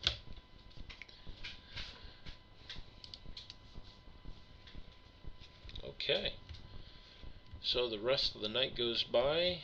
You guys wake up to about another 6 inches of snow on the ground. And the snow is still coming down pretty good, but it has lessened up a bit.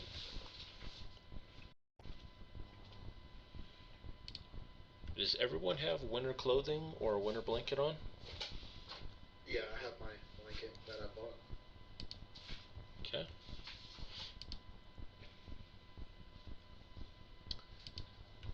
Alright.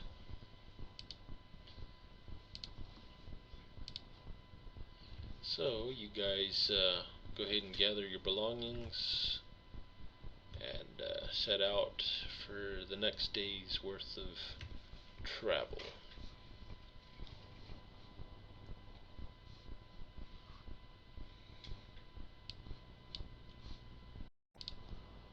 Let's see here.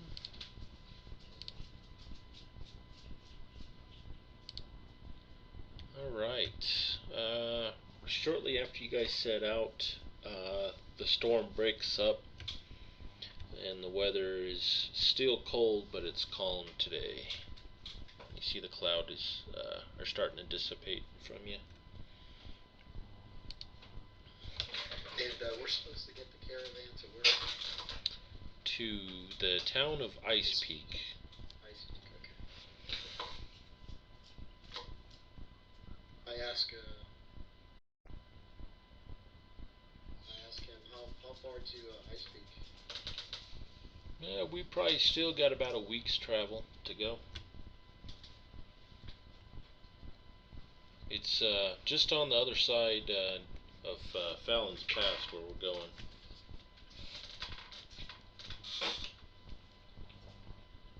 Okay.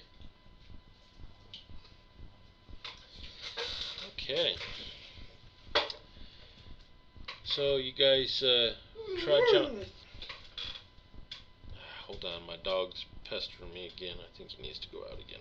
Be right back.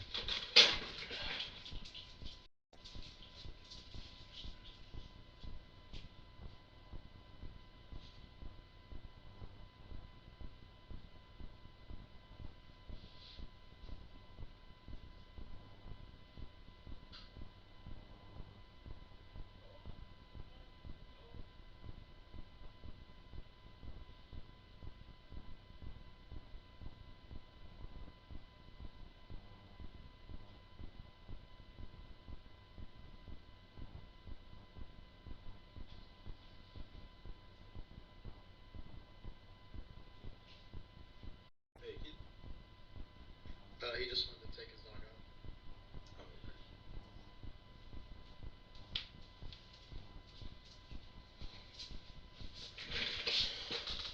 out. Alright, I'm back. Okay, so you guys head on down the trail, and you continue in a climb up into the mountains.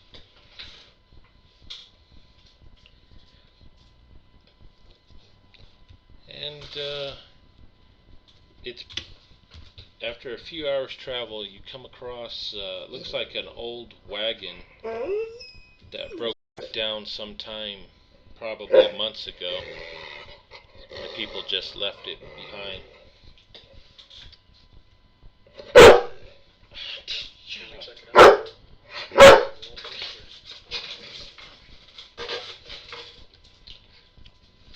Okay. So who's gonna check it out? I'll check it out. Alright. You go over and check on it. It looks like whatever supplies it had have long since been scavenged. You find a lot of broken crates and some barrels that have been busted open. You see some remnants of some old grain and whatnot that probably was in some of the crates. The wagon wheel, you see, looks like it probably broke in half. Probably went up over a rock or something and come down and crunched. Other than that, you don't find anything of significance. Okay, so it looks like it just broke down. There's no signs of like arrows sticking out of it, anything like that. No, it doesn't look like there's been any foul play there. Can we search all the stuff just to make sure there's not a little hidden pocket somewhere? Yes, you may. Go ahead and give me an investigation check.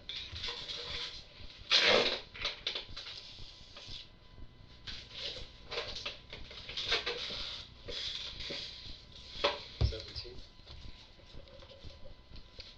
Okay. You do find a loose floorboard up towards where the seat is, and you pry it open, and you find an agate that probably dropped in there at some point.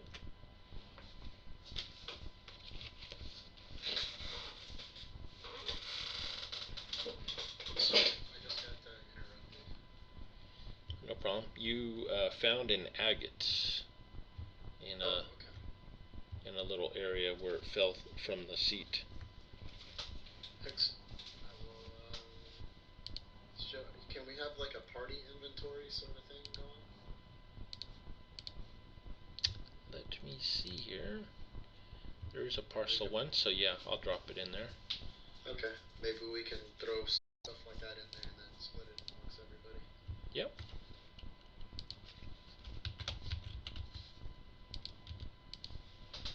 Alright, it's in the inventory. Okay. So you guys hitting on, or do you want to do something else? Oh, I guess that's all that's here. Okay.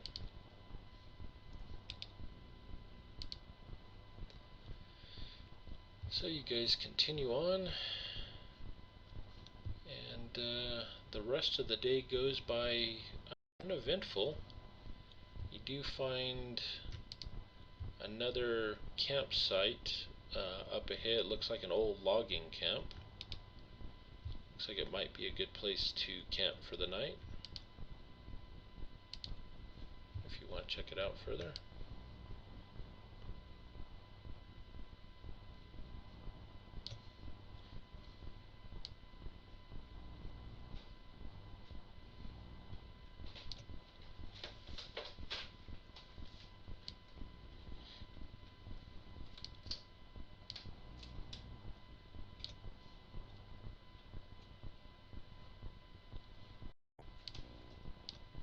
Alright, Edgar says, yep, that looks like a good place for us to camp for the night.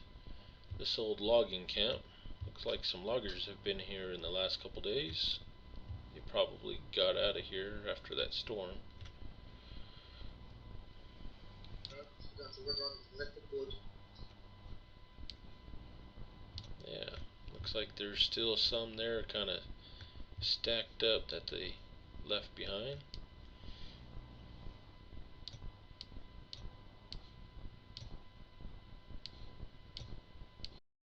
I don't see a shelter though, correct? Nope, don't look like there's any shelter here.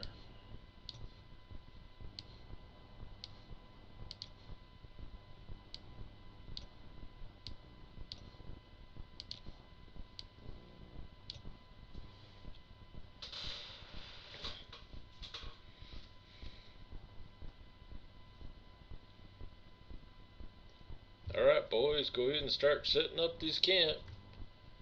Don't want to be caught in the cold tonight. I'll start setting up.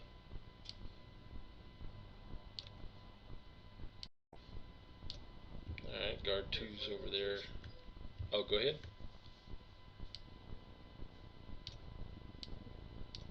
What's that, Wayne? I get a fire on. Alright. In the area. Okay.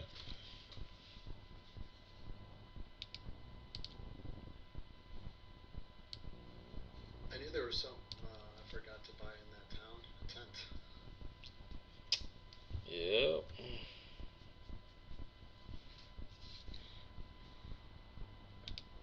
As camp is getting set up, I'm going to again kind of wander on the outskirts, try to find some fresh game or some game or berries or whatnot. Should probably be scarce in this weather, but Alright. You're gone for about half an hour when you stumble upon a deer.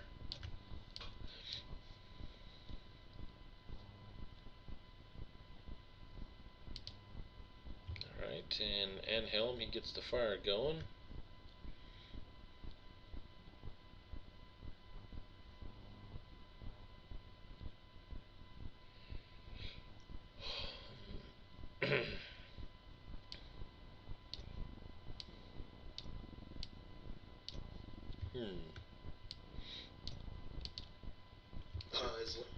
Is Lander around anywhere?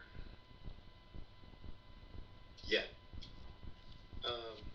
Do you have any kind of sense of what's the boss's name here? Edgar? Edgar. As far as you don't sense any kind of evil or anything? Nope. Okay, guess not. Okay, so there's no evil sense on any of these guards or anybody. Nope, no evil sense. Okay.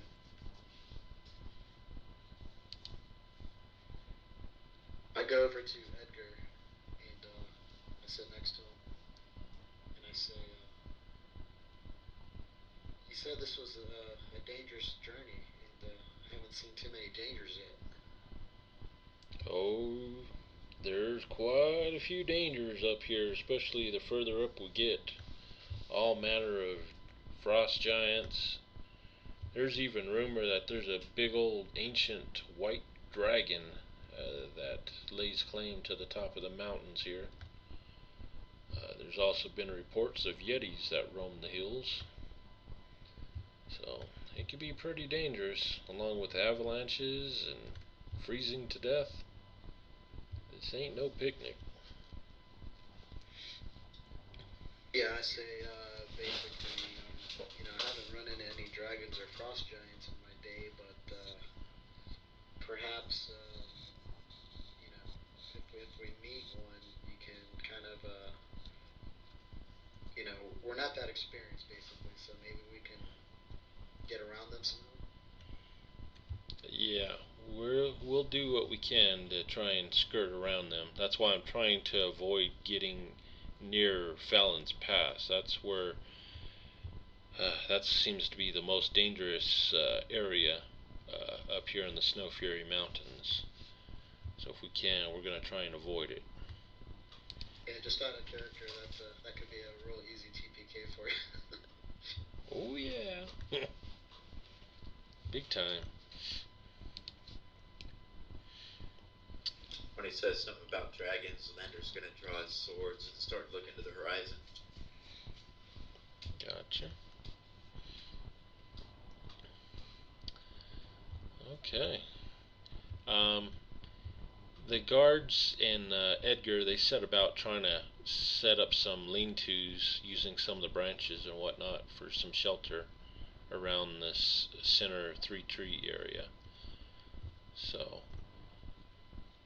that'll have to make do for some shelter for the night, unless you guys have other plans.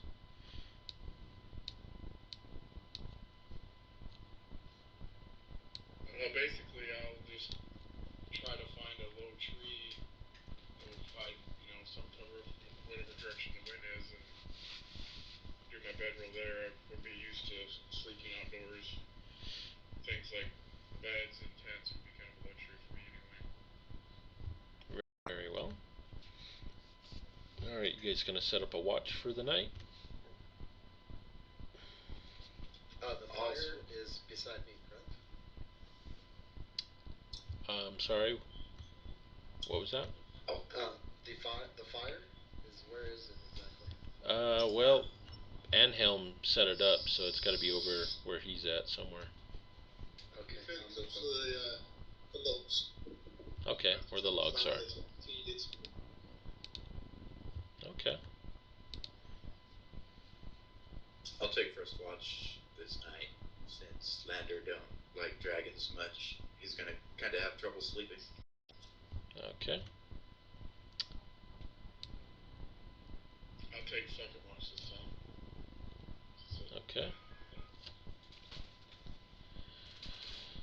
Alright, Edgar is on first watch, and then guard 1 and 2 with whoever's going with those watches.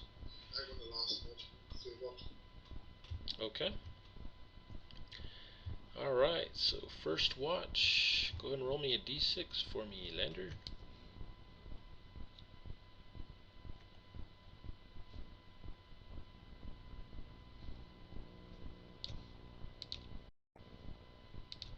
Okay.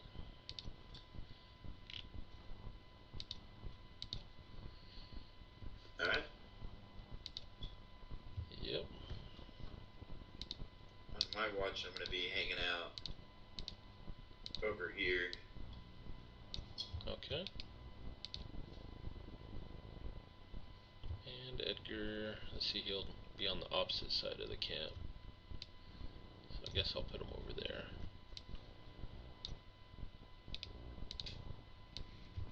Alrighty.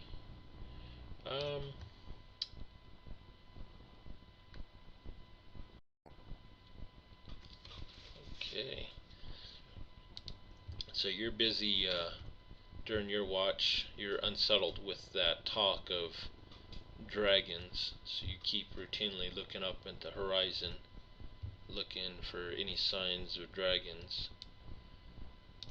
And you're probably a couple hours into your watch. People are just now starting to fall asleep, and all of a sudden you hear the snap of a twig, and then as you start to turn, you see or you hear the whistle of a sword whiz by your head.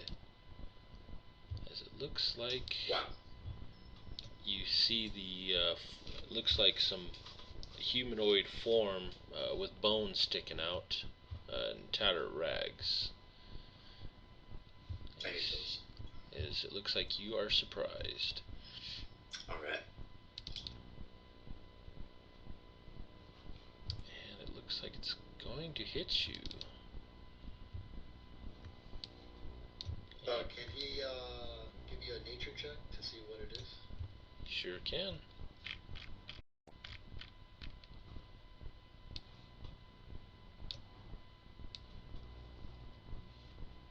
So go ahead and make a nature check if you want to identify what these are, Truman. Yeah, not this time. Some type of vicious undead creature. Alright then. I'm gonna kind of backpedal, drawing out my longsword. I'll whip it around and take a horizontal slash at this creature holding the sword with both hands. Okay. Go ahead. Actions. Oh, that was a crappy roll. 12.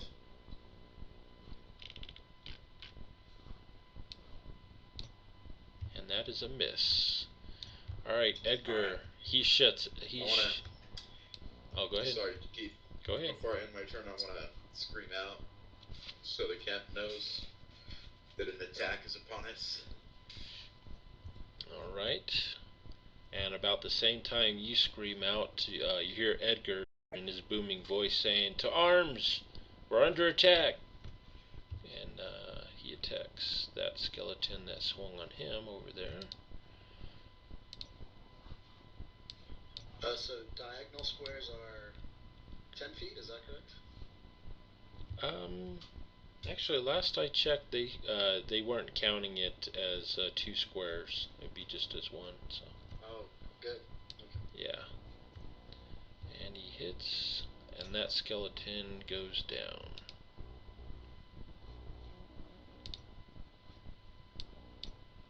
Okay. This is where we find out if this guy's actually a cleric or not. See if he turns undead. Yep. Alright. At this point, everyone can roll initiative.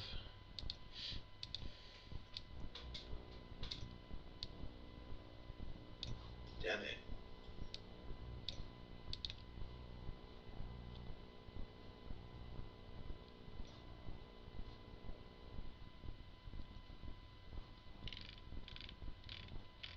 Alright, looks like everyone has rolled. Lander, you're up. Alright. I'm gonna let out a roar of my god's name again, Noada, and I'm gonna draw my other longsword and take 2 slashes at the skeleton. Crap. I just realized I'm using a slashing weapon against skeletons. Yeah. Great. Oh, crit. Wow.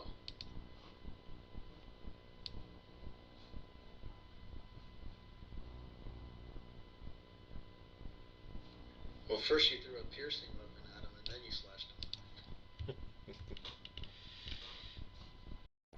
Alright. So you deal...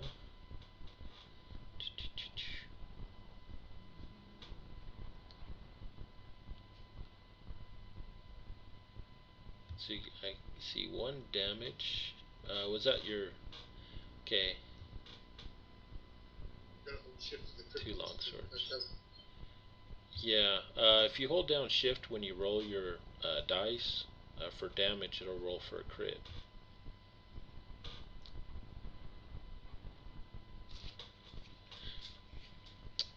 So...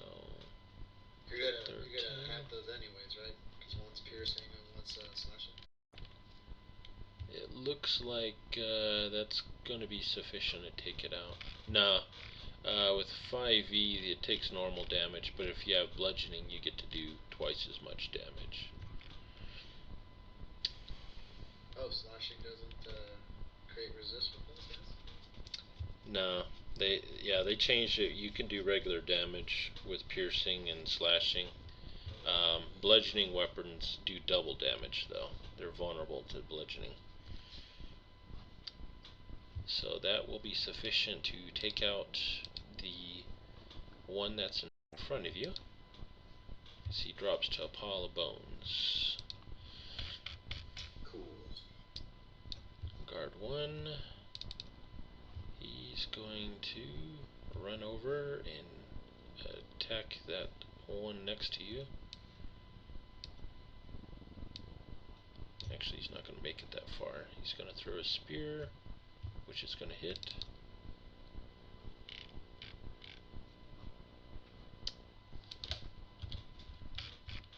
Okay, guard 2 is doing the same thing, and he missed. And that brings us to Anhelm.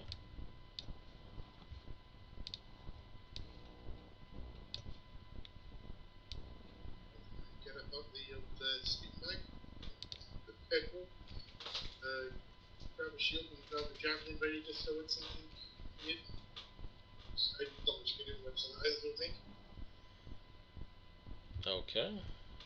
By the time I extract myself from the bed holding them. Okay.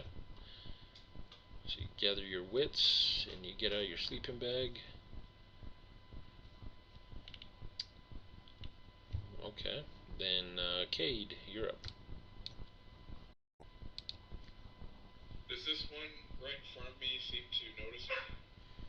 It seems to look in your direction. It's looking for something, so it's probably looking for you, looking for your heat signature.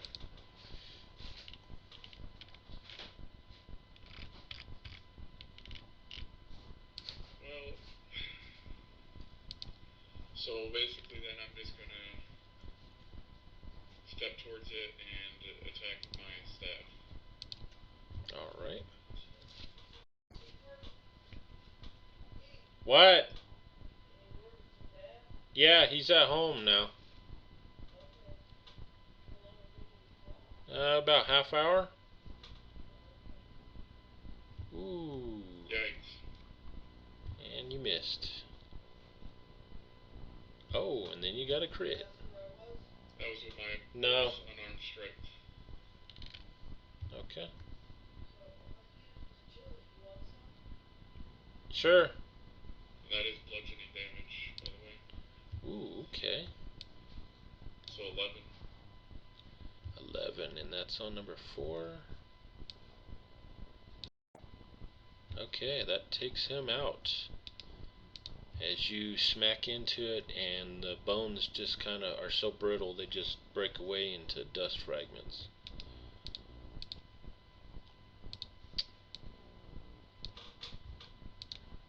Alright, and that brings us to Thaldor.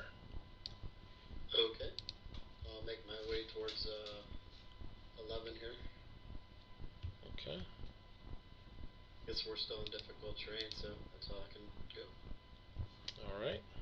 Any range weapons? Nope. Okay. Alright. And about this point, you guys hear some branches and some tree limbs just snapping, and you hear some heavy footfalls as you see a larger creature step out and slogs forward. Yeah. And he's going to attack Lander. Damn it. As you see, he swings a big gnarled bone, but it looks like it's going to miss you. Woohoo! Damn. Because I worship Nawada. Alright. And Razmovin, he kind of stirs gathers his wits. He steps out and starts looking around, and he reaches into a pouch inside his robes, pulls out a handful of bone fragments and throws it out, mumbling some weird foreign language. And you see the smaller skeleton straight ahead of you guys. It all of a sudden starts moving and moving backwards as fast as it can. But it looks like the large creature has been unaffected. Edgar, he bellows out, "Lander, get back! Form a defensive line, soldiers!" As he starts running ahead. Don't do it, Lander. He'll get an attack of opportunity. And that skeleton over there, he continues moving, this time up this way. And that brings it to Lander. You're up. I'm going to throw myself backwards into a roll, try to come to my feet and bell. I'm using a disengage action. Okay.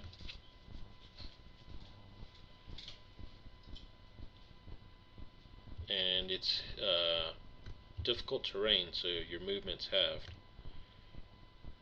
Just Okay, so half that. Just looking at the thing here, shouldn't have Lander have gone before the monsters? Because he had rolled a 9, so that put him behind me, correct? But he should have went before the monsters? He did go before them. No, I mean after me and before them. Maybe I'm looking at this wrong, but Lander's at the top of the initiative order. oh, because you have a 9. I see you have a 19, and I think he rolled a 9. But yeah, I guess it doesn't matter. Oh, weird.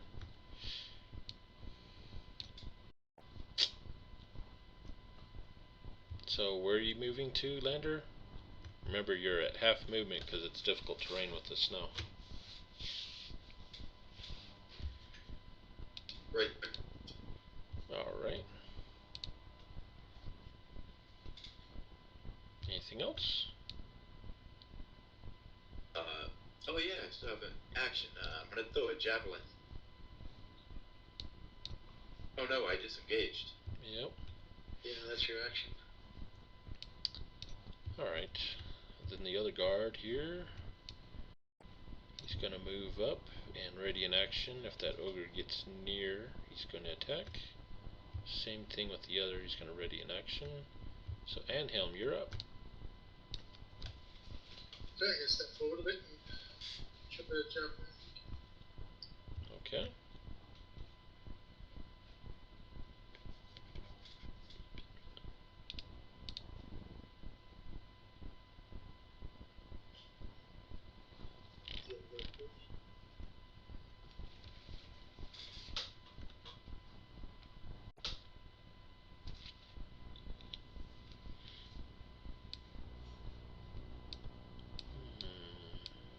It's probably this.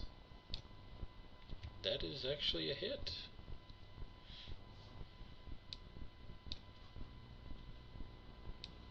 Nice. Okay. So you reach out with your javelin and it sticks into the larger creature. And it's still slumbering forward. Alright, Cade. You're up. Do I have enough cover in my current position to stealth? Yeah.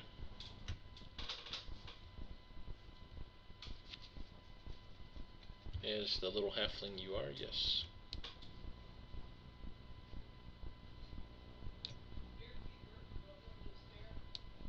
Yeah. And then stealth count as an action? Yeah.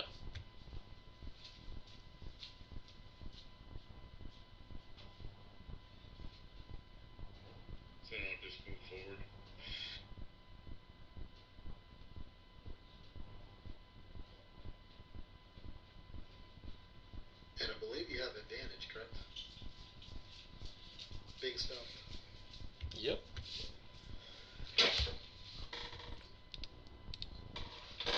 Well, I can't look in the other direction.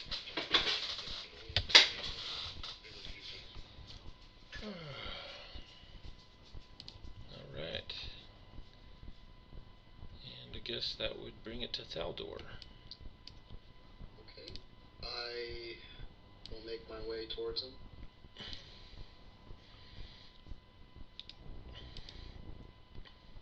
Alrighty. And I will ready in action my Warhammer. Okay. If it gets within melee of you. Yes. Okay. And that brings it to his turn. And he does step right in next to you, so you can go ahead and take your action.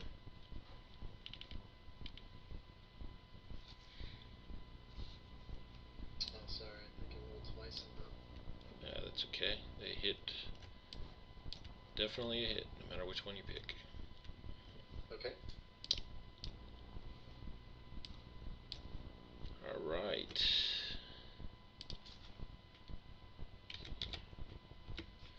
And your hammer strikes into it, and you see bone fragments shoot out from its knee there. It's getting kind of wobbly. And Can I do a dexterity save against the blood? I don't want to get it on my armor. actually, it's kind of weird. There is no blood, Okay. just chunks of bone. Alright, and it raises up this huge bone over its head as it does an overhand swing on you. Oh. And he's going to miss. Wow. Whoosh. Alright. Swing and a miss. And Razmovin is going to move up behind Lander, and he's going to put his hand up on your shoulder, and you feel your wounds knitting closed as he heals you. Alright. Alright. Edgar is up. And he runs over further, not yet within range to attack. And you see that other skeleton kind of scuffling further away. Lander, you're up. Alright. I'm holding my two swords, so I'll use... I'll use both. My bonus action and standard action for 2 attacks. So you're moving in and attacking? Okay. Yeah.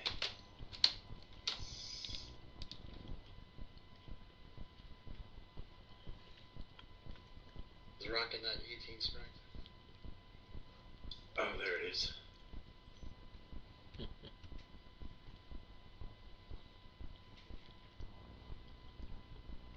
Oh, that's going to hit. And 15. Both of them hit. Alright. That's 6 points on the first hit. There's no strength adjustment on the second attack. Yeah. So it's -4. Okay. So 5 points. Alright.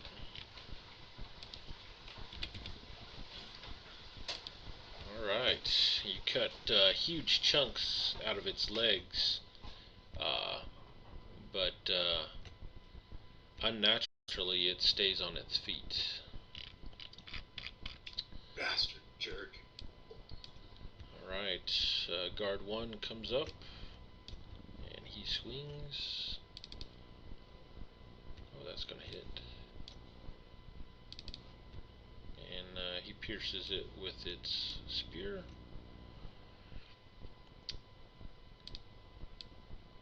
And guard 2 does the same. But misses. And Helm, you're up.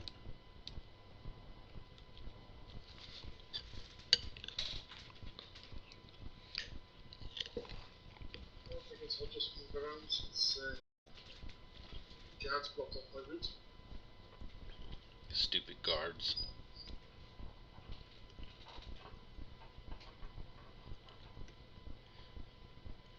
If I'm just moving, can I use a double movement?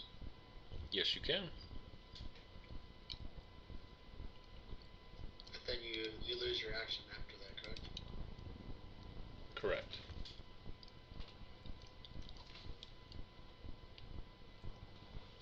Alright, so Cade, you're up.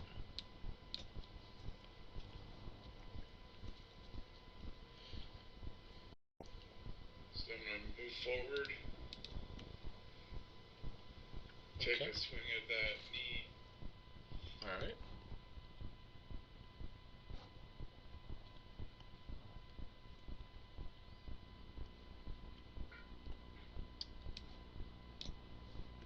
That's gonna hit.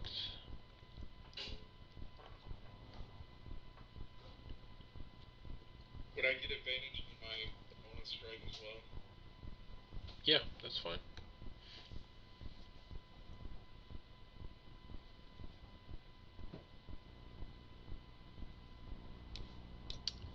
Both hit.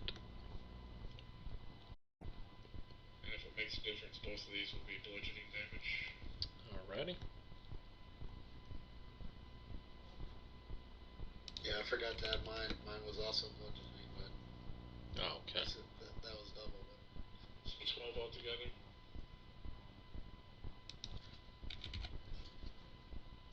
Alright, you really work on that knee, and you hear a lot of cracking and whatnot, and you see it's about ready to just tumble over.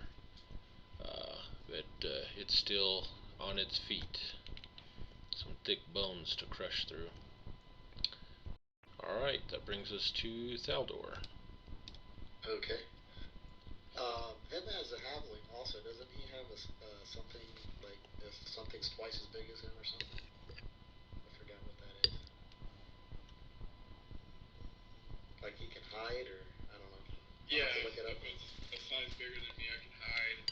And because I'm a Lightfoot, if it's a size bigger than me, I can move through the same hexes as it. Oh, excellent. Okay. Oh, that's a miss. Yep. Swing and miss. Alrighty. Its turn. This time it's eyeing that guard one, and it's gonna do a backhand swing on him, which is gonna hit. No, guard one. And bam, it hits that guard. You hear a large crack, and he drops to the ground.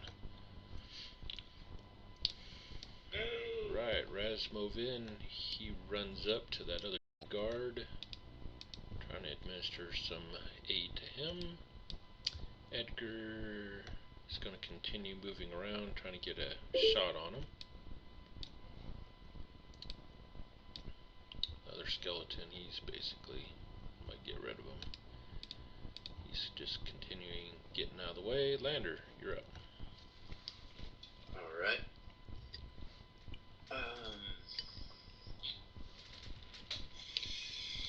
Same routine.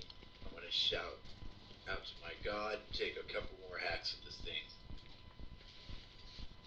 Okay.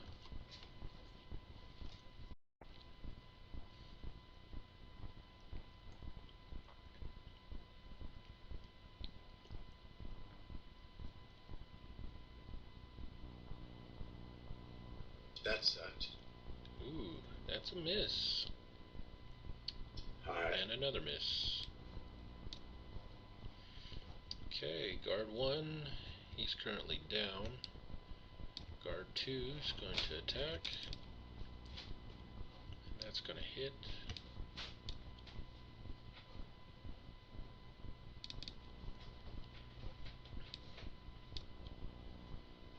Alright, you see that big thing there? Oh, wait a minute, I gotta check something. Yeah. Alright, and that large creature finally drops to the ground with a huge thud, and it's stops moving.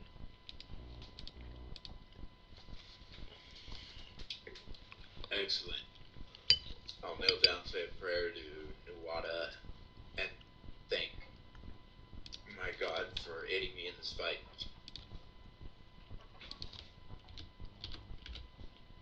Alrighty.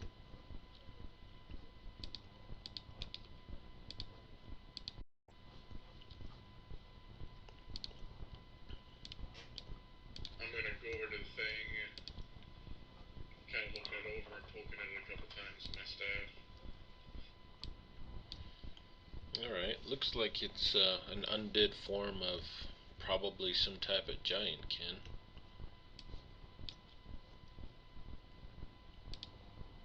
And it definitely looks dead.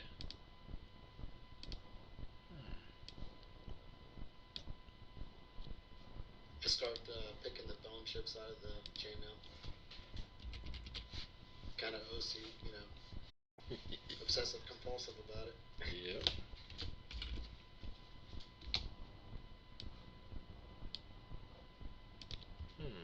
I'll retrieve my javelin. Okay. Well, I guess I need to go back and figure out how to give the XP automatically, because I thought that one way would work, but it doesn't. So give yourselves 100 XP for that battle.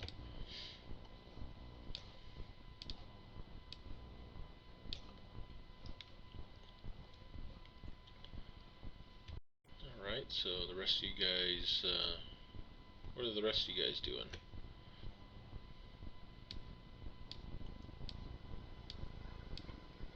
How long before second watch? What was that, Dennis? How long before second watch starts? Is it almost time for second watch? Or? Yeah, second watch is coming up. Then I'll just go ahead and stay awake. Okay. I'm on second watch. Alright. Guard 2 will stay up with you. Go ahead and roll me a d6.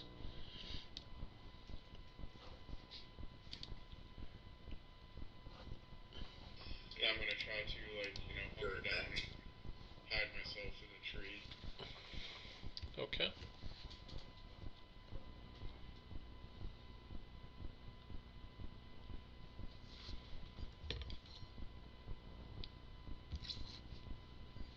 Alright. 556.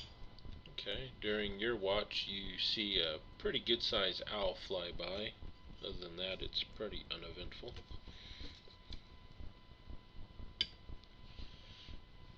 And see, I guess that was, I think Anhelm had third watch?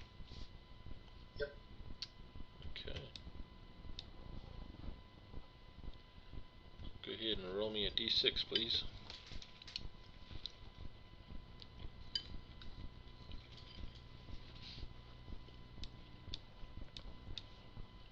Okay. And the rest of the night goes by pretty quietly. The next day, weather is, see the first one, it starts snowing again. Ooh. So you gather up your belongings and head out. See how we doing on time.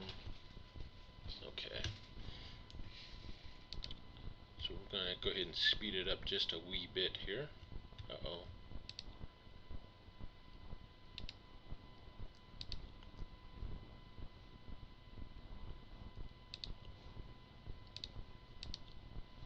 Let me connect my NPCs here, since they dropped out on me.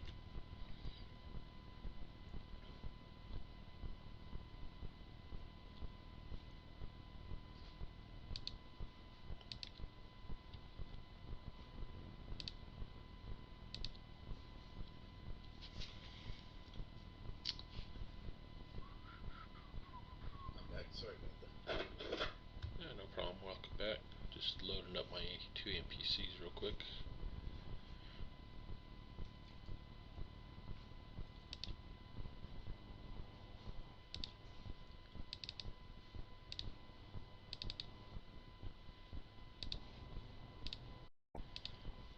Alright, and for time's sake, I'm going to run us along a little bit. So, I'm going to speed it along. You guys are traveling through the mountains some more.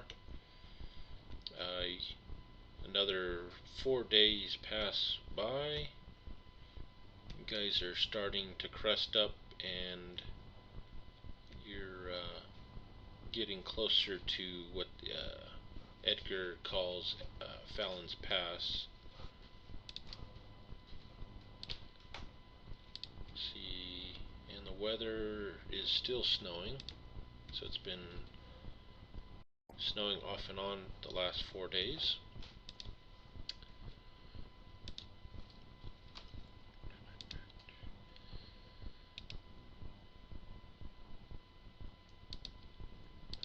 And up ahead, you see what appears to be like a ravine with a frozen river down below, and you see a bridge that spans across it.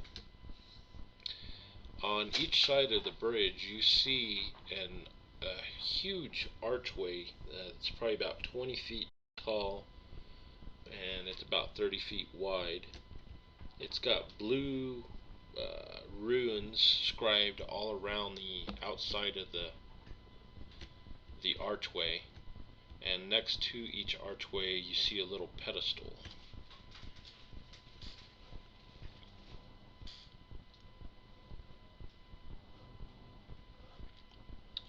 Can we do some kind of check to check out the runes? Maybe a history check? Or... Yes, you can.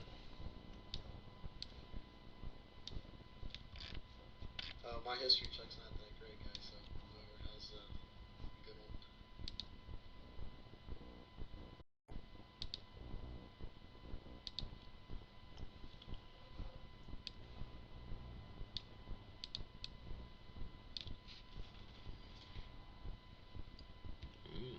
Guess no one's interested in history. It's better than mine. 15. Mine's a -1. Okay.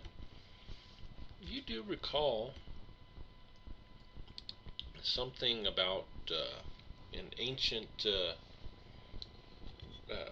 tribe of frost giants up here in the Snow Fury Mountains built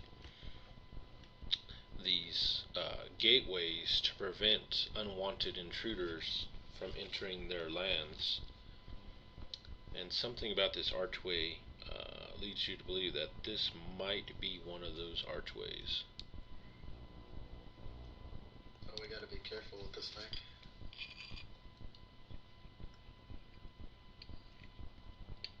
Now, are you saying it's kind of like a portal, or are you just saying it was kind of there just to block intruders? It's an open archway on each side of the bridge there. Doesn't look like there's... It looks like an open archway. You can walk right under it.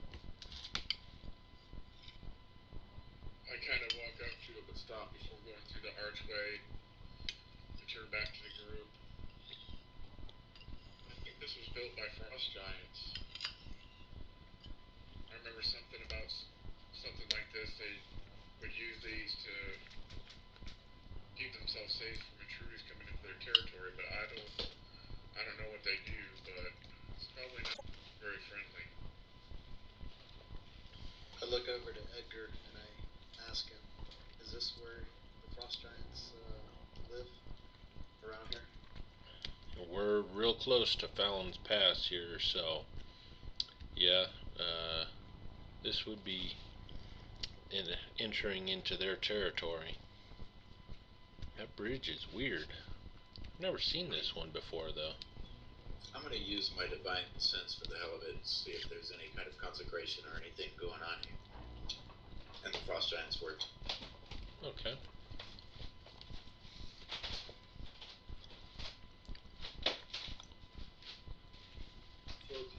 this route before, Edgar? What was that, Wayne? Have you travelled this route before, Edgar? I've traveled up here, but we've never encountered this bridge before. And it looks like it's been here for a while. I just don't recall it. There's like a big hole in it with a log running across. Looks like a frost giant stepped through it.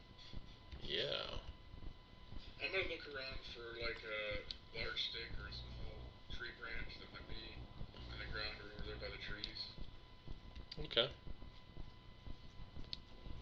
And if I find one, I'm gonna go up to the first archway and just kind of stick the stick through it, see if it does anything. Okay. So you stick Kind the. of do it rarely and like ready to jump back, like I'm expecting it to zap me or something. Gotcha. Alright, so you put the stick through, and doesn't look like anything happens.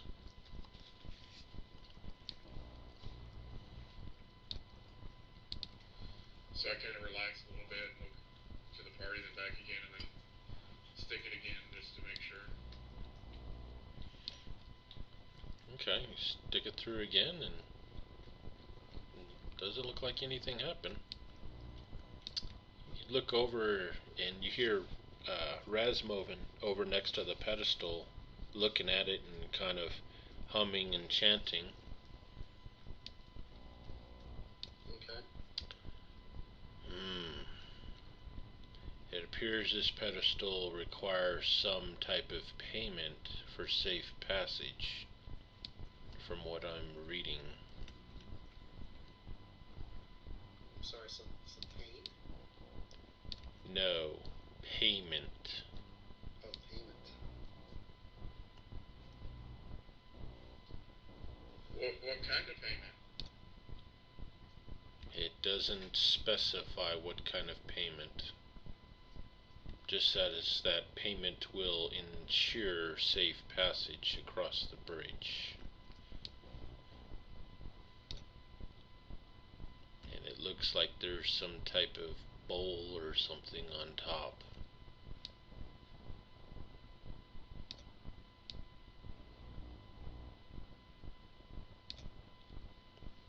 I don't know, guys, but I'm thinking if you don't put like a gold piece or something in there, like when you try to go through, something's gonna happen. Is there any kind of like giantish writing or anything on the archway or the bowl?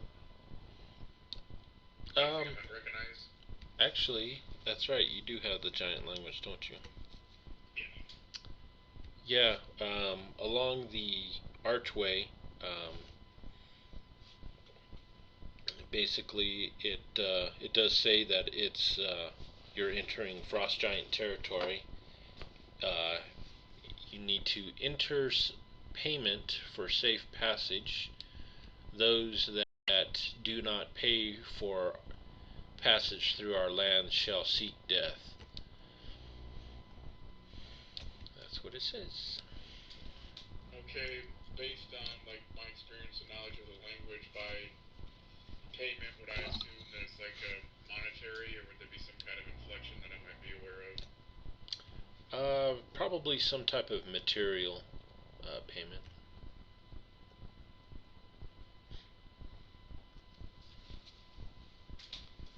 I'll pull out some dried rations and put it on the pole.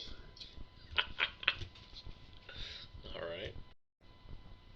We could use that agate, guys, we found and put it in the party inventory. There's the agate there, maybe.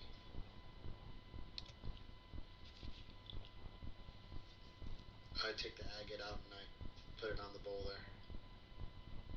Alright.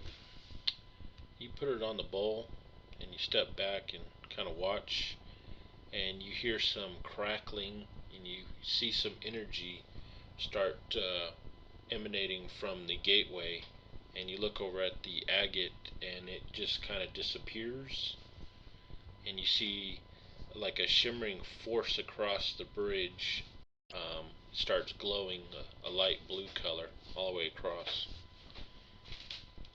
Ooh. Okay, I go ahead and take that opportunity and start walking across. Now, when I get to that log, I'm good at testing to see if it's gonna hold my weight. Okay. As you get there, you notice that that blue energy goes right over the top of that log there. Goes over it. Mm-hmm. I'm gonna kind of scurry around and scurry over the log, get to the other side. Yeah, Best as I can. I do the same thing. Okay. It looks with that energy field, it looks like it made the bridge sturdy enough to where it wouldn't fall apart. So, with that, you're able to successfully navigate across. So once I cross, I glance back at the party and kind of shift my pack on my shoulders. I'm holding the staff, looking in the opposite direction of the bridge, looking to see, making sure that nothing's coming at us. Okay. Since you two are over there, go ahead and make perception checks, please.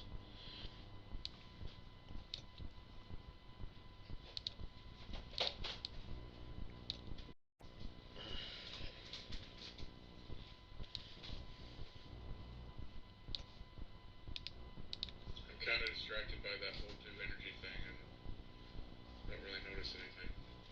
Gotcha. 15. Okay. 15.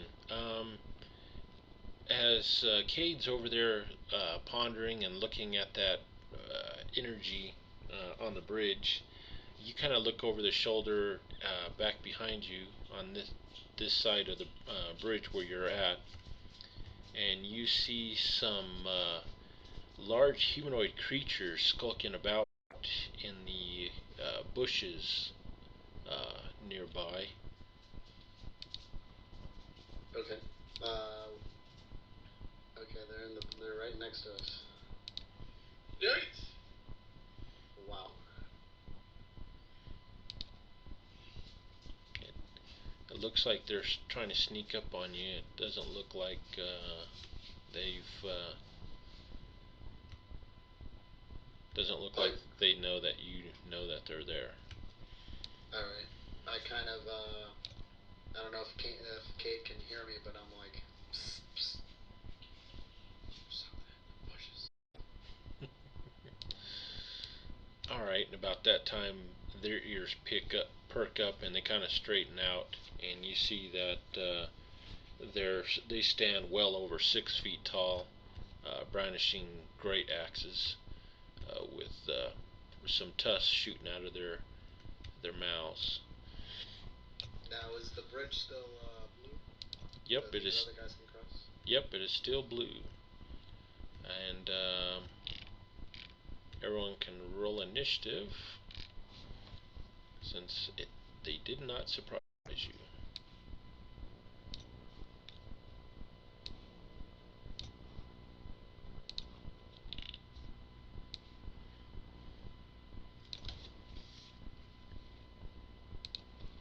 Not nice sneaking up on people like that.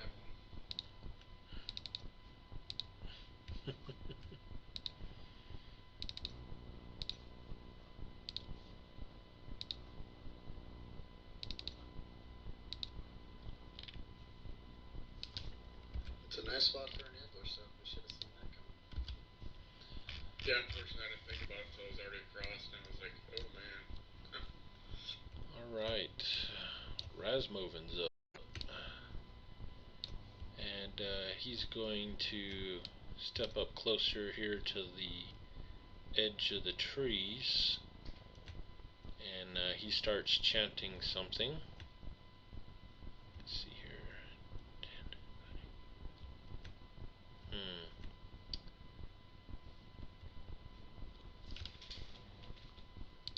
Alright, I'm going to let Cade go next while I check on a spell that Rasmoven's casting. So go ahead and go, Cade. Okay, so as soon as I notice that they notice that we notice them, I'm gonna move forward, kind of scurrying by this orc and turn and attack him.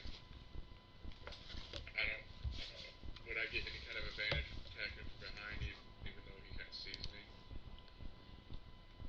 No, I can't give you advantage on that one. No problem.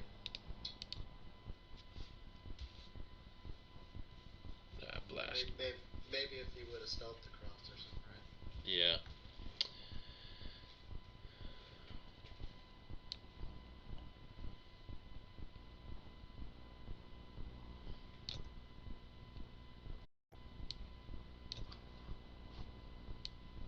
So 14 and an 8 to hit.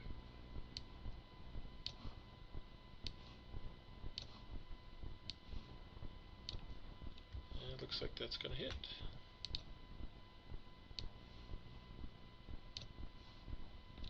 Oh, well, the first one's going to hit, I should say. And you two were out of range for Rasmoven's spell, so he's going to cast it on Lander and Anhelm back there. So whenever you guys back there make an attack, you get to add a d4. You're under the influence of Bless. A D4 to hit. Yep. Yeah, that's a nice spell. 4 points of damage to Mark 12.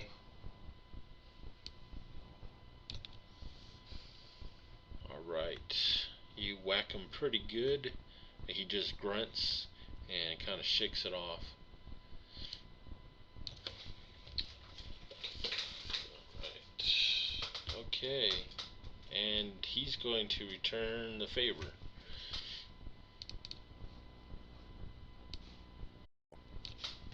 With a miss.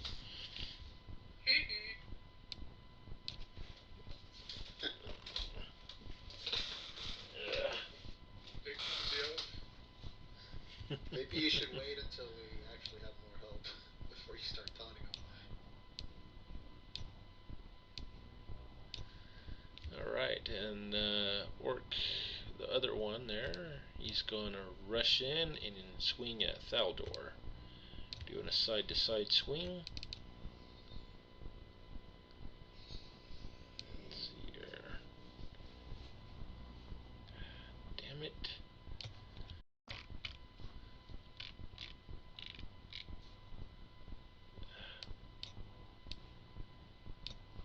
And that's a miss. Yes, sir. Alright, and the other one, he's going to go for the little guy as well.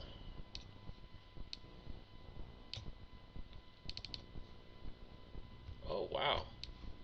You guys are lucky. Edgar, he's going to charge across the bridge. Where is he?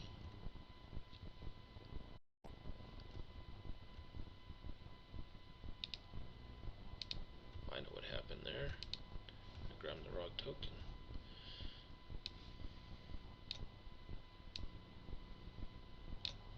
And he sprints across. Alright, Anhelm, you're up. Pretty much the same. Close to as fast as I can. Okay.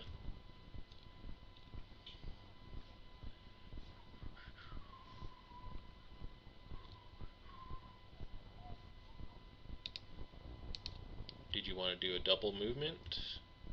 Yep, okay. Yeah, go ahead. The bridge is not difficult terrain, so. Although once you get in the snow on the other side, it goes back to difficult.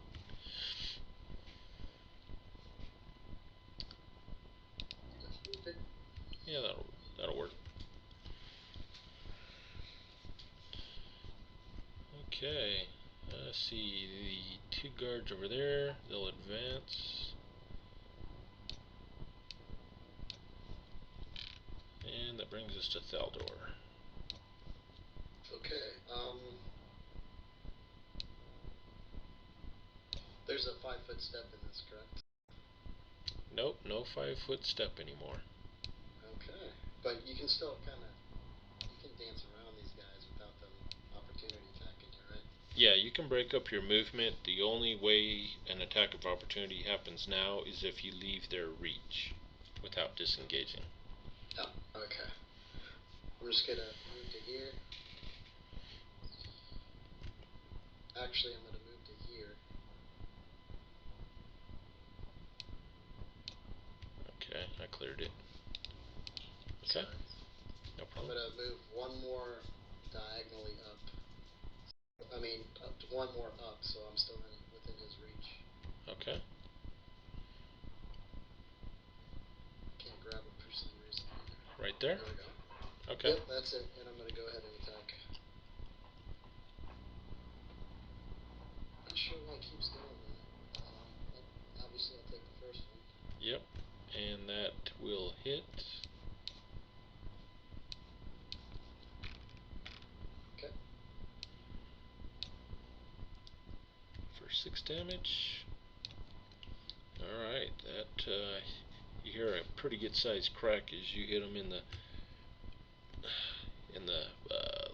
right thigh there. And he grunts, he's still standing. Okay. Lander, you're up. Oh, by the way, DM, these are orcs in my backstory. These are the guys that killed my clan, so I'm kind of especially agitated. Gotcha. Get him. I know they're not favorite enemy, but Spinning into one orc with 2 longsword attacks. You're quite a ways away from him. Oh.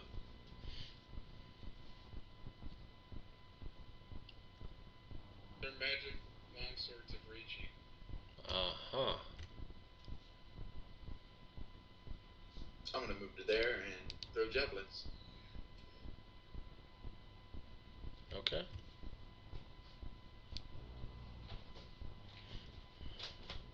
Can I use that same roll, or you want me to roll again? Oh, yeah. Should I roll again? Yeah. Nice. there you go. Alright. Good. Make sure you hold down shift when you do the damage. Right on. Alright. You launch your javelin and it strikes straight into the side of its throat and launches out the other side. That Nice. orc drops to the ground dead. And it hits another orc, right? Yeah, it wasn't quite that much momentum.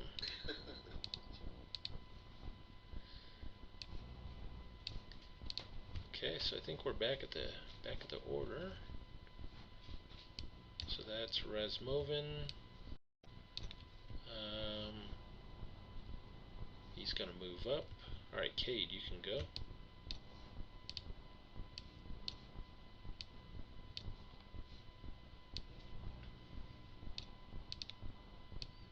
Move up behind that orc number 3. Okay.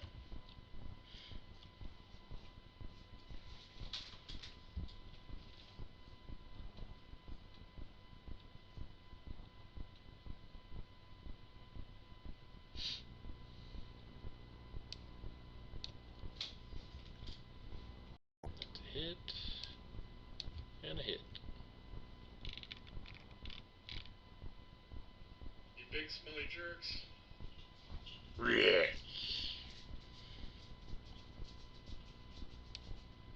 So 11 total. Alright. You whack into him.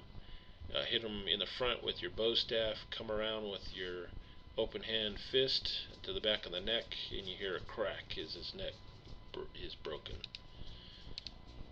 It is dead.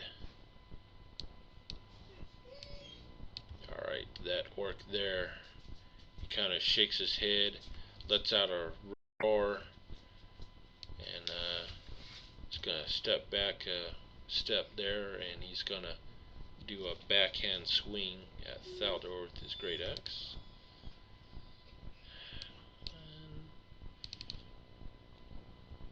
And he's going to horribly miss.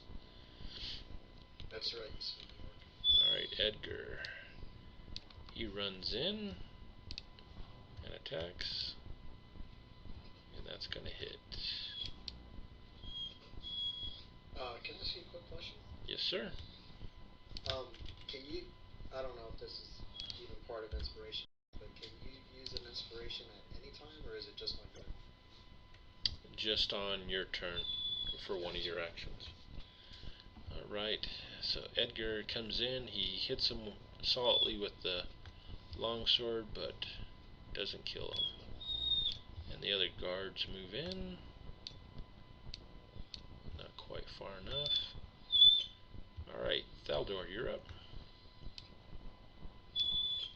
Alright, I just kind of scream in his face and attack. Okay. Hush. Oh man. Alright, that hits. And that is enough to drop him. I keep hacking them. Alright, you keep hacking. After a few seconds, Edgar puts his hand down on your shoulder. He says, "Ease up, little guy. It's well dead." I'm like, I decapitate them and throw their heads in the lake or whatever the stream. Down in that frozen ravine there. Alright. Yeah. And then I just start cleaning my armor.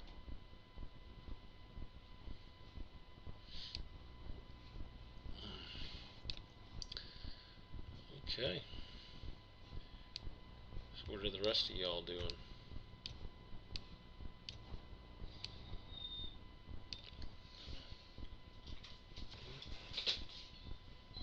I'm just waiting for the party. What time's the party? I guess we can check the body then. We got anything? Yeah. Goodies? Yep. Pat him down. Alright, you pat them down and you find they've got a total of 28 gold pieces on them. So I'll add that to your inventory. Can buy more blankets. Yeah, lots more blankets. Well, depends on who you go to, though. Yeah, like 3 blankets if you go to the one guy. He has his way. Alright. Lion demand. Yep. So anyhow, you guys rummage through their corpses, what's left of them after Thaldor hacks them to many pieces. And you mount up and continue on your way, unless you want to do anything else. Nope. Not me, Alright. We'll fast forward to the last day of travel. It is cold and calm.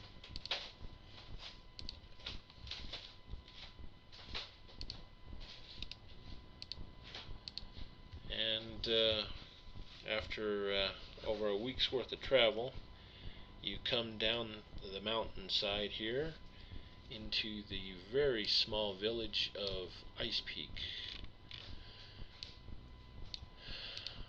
Let's see here.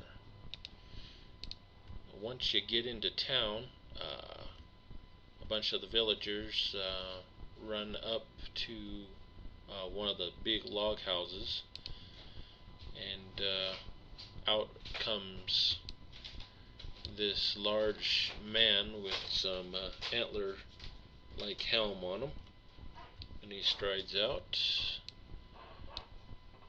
and he looks at all the horsepack ponies.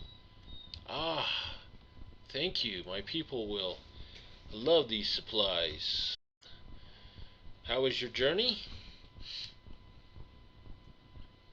Eventful. "Oh, please do tell."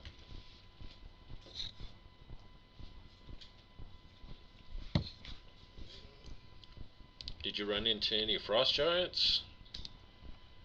Well, one was kind of like an undead frost giant. I guess those creatures. Are there many of those creatures around here? "Frost giants?" Skeletal frost giants. "Ooh. Giants. Well, there's a lot of giants up in the mountains here. Undead ones. I haven't seen or heard of any of those. But, anyhow, town thanks you for bringing the supplies. You notice the snow here is quite deep that's been piled up on either side of the main road here. Looks like they've had some really heavy snowfalls. He goes, I guess you guys are expecting your payment, huh?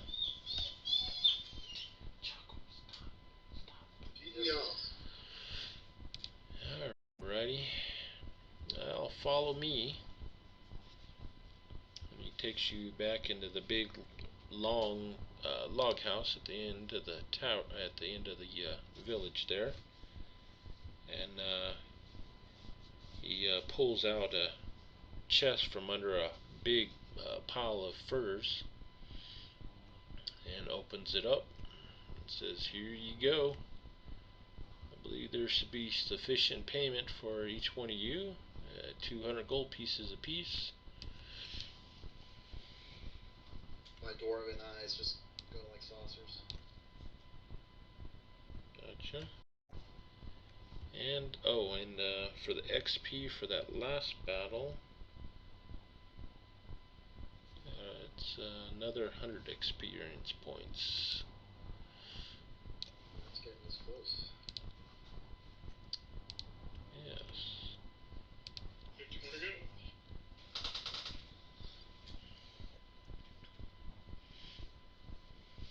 I'm sorry, how much did you say it was? 50?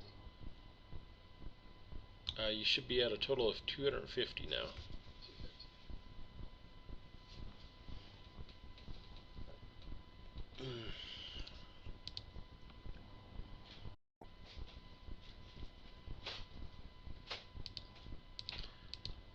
Alright, and with that, I think we'll cut it here. Excellent. Great job. Yeah, that's good. Thank you. Hopefully you all enjoyed it. Yeah, most definitely. Thank you, Keith. Yeah, it was really fun. You're welcome. It's the first time I've ever played a halfling.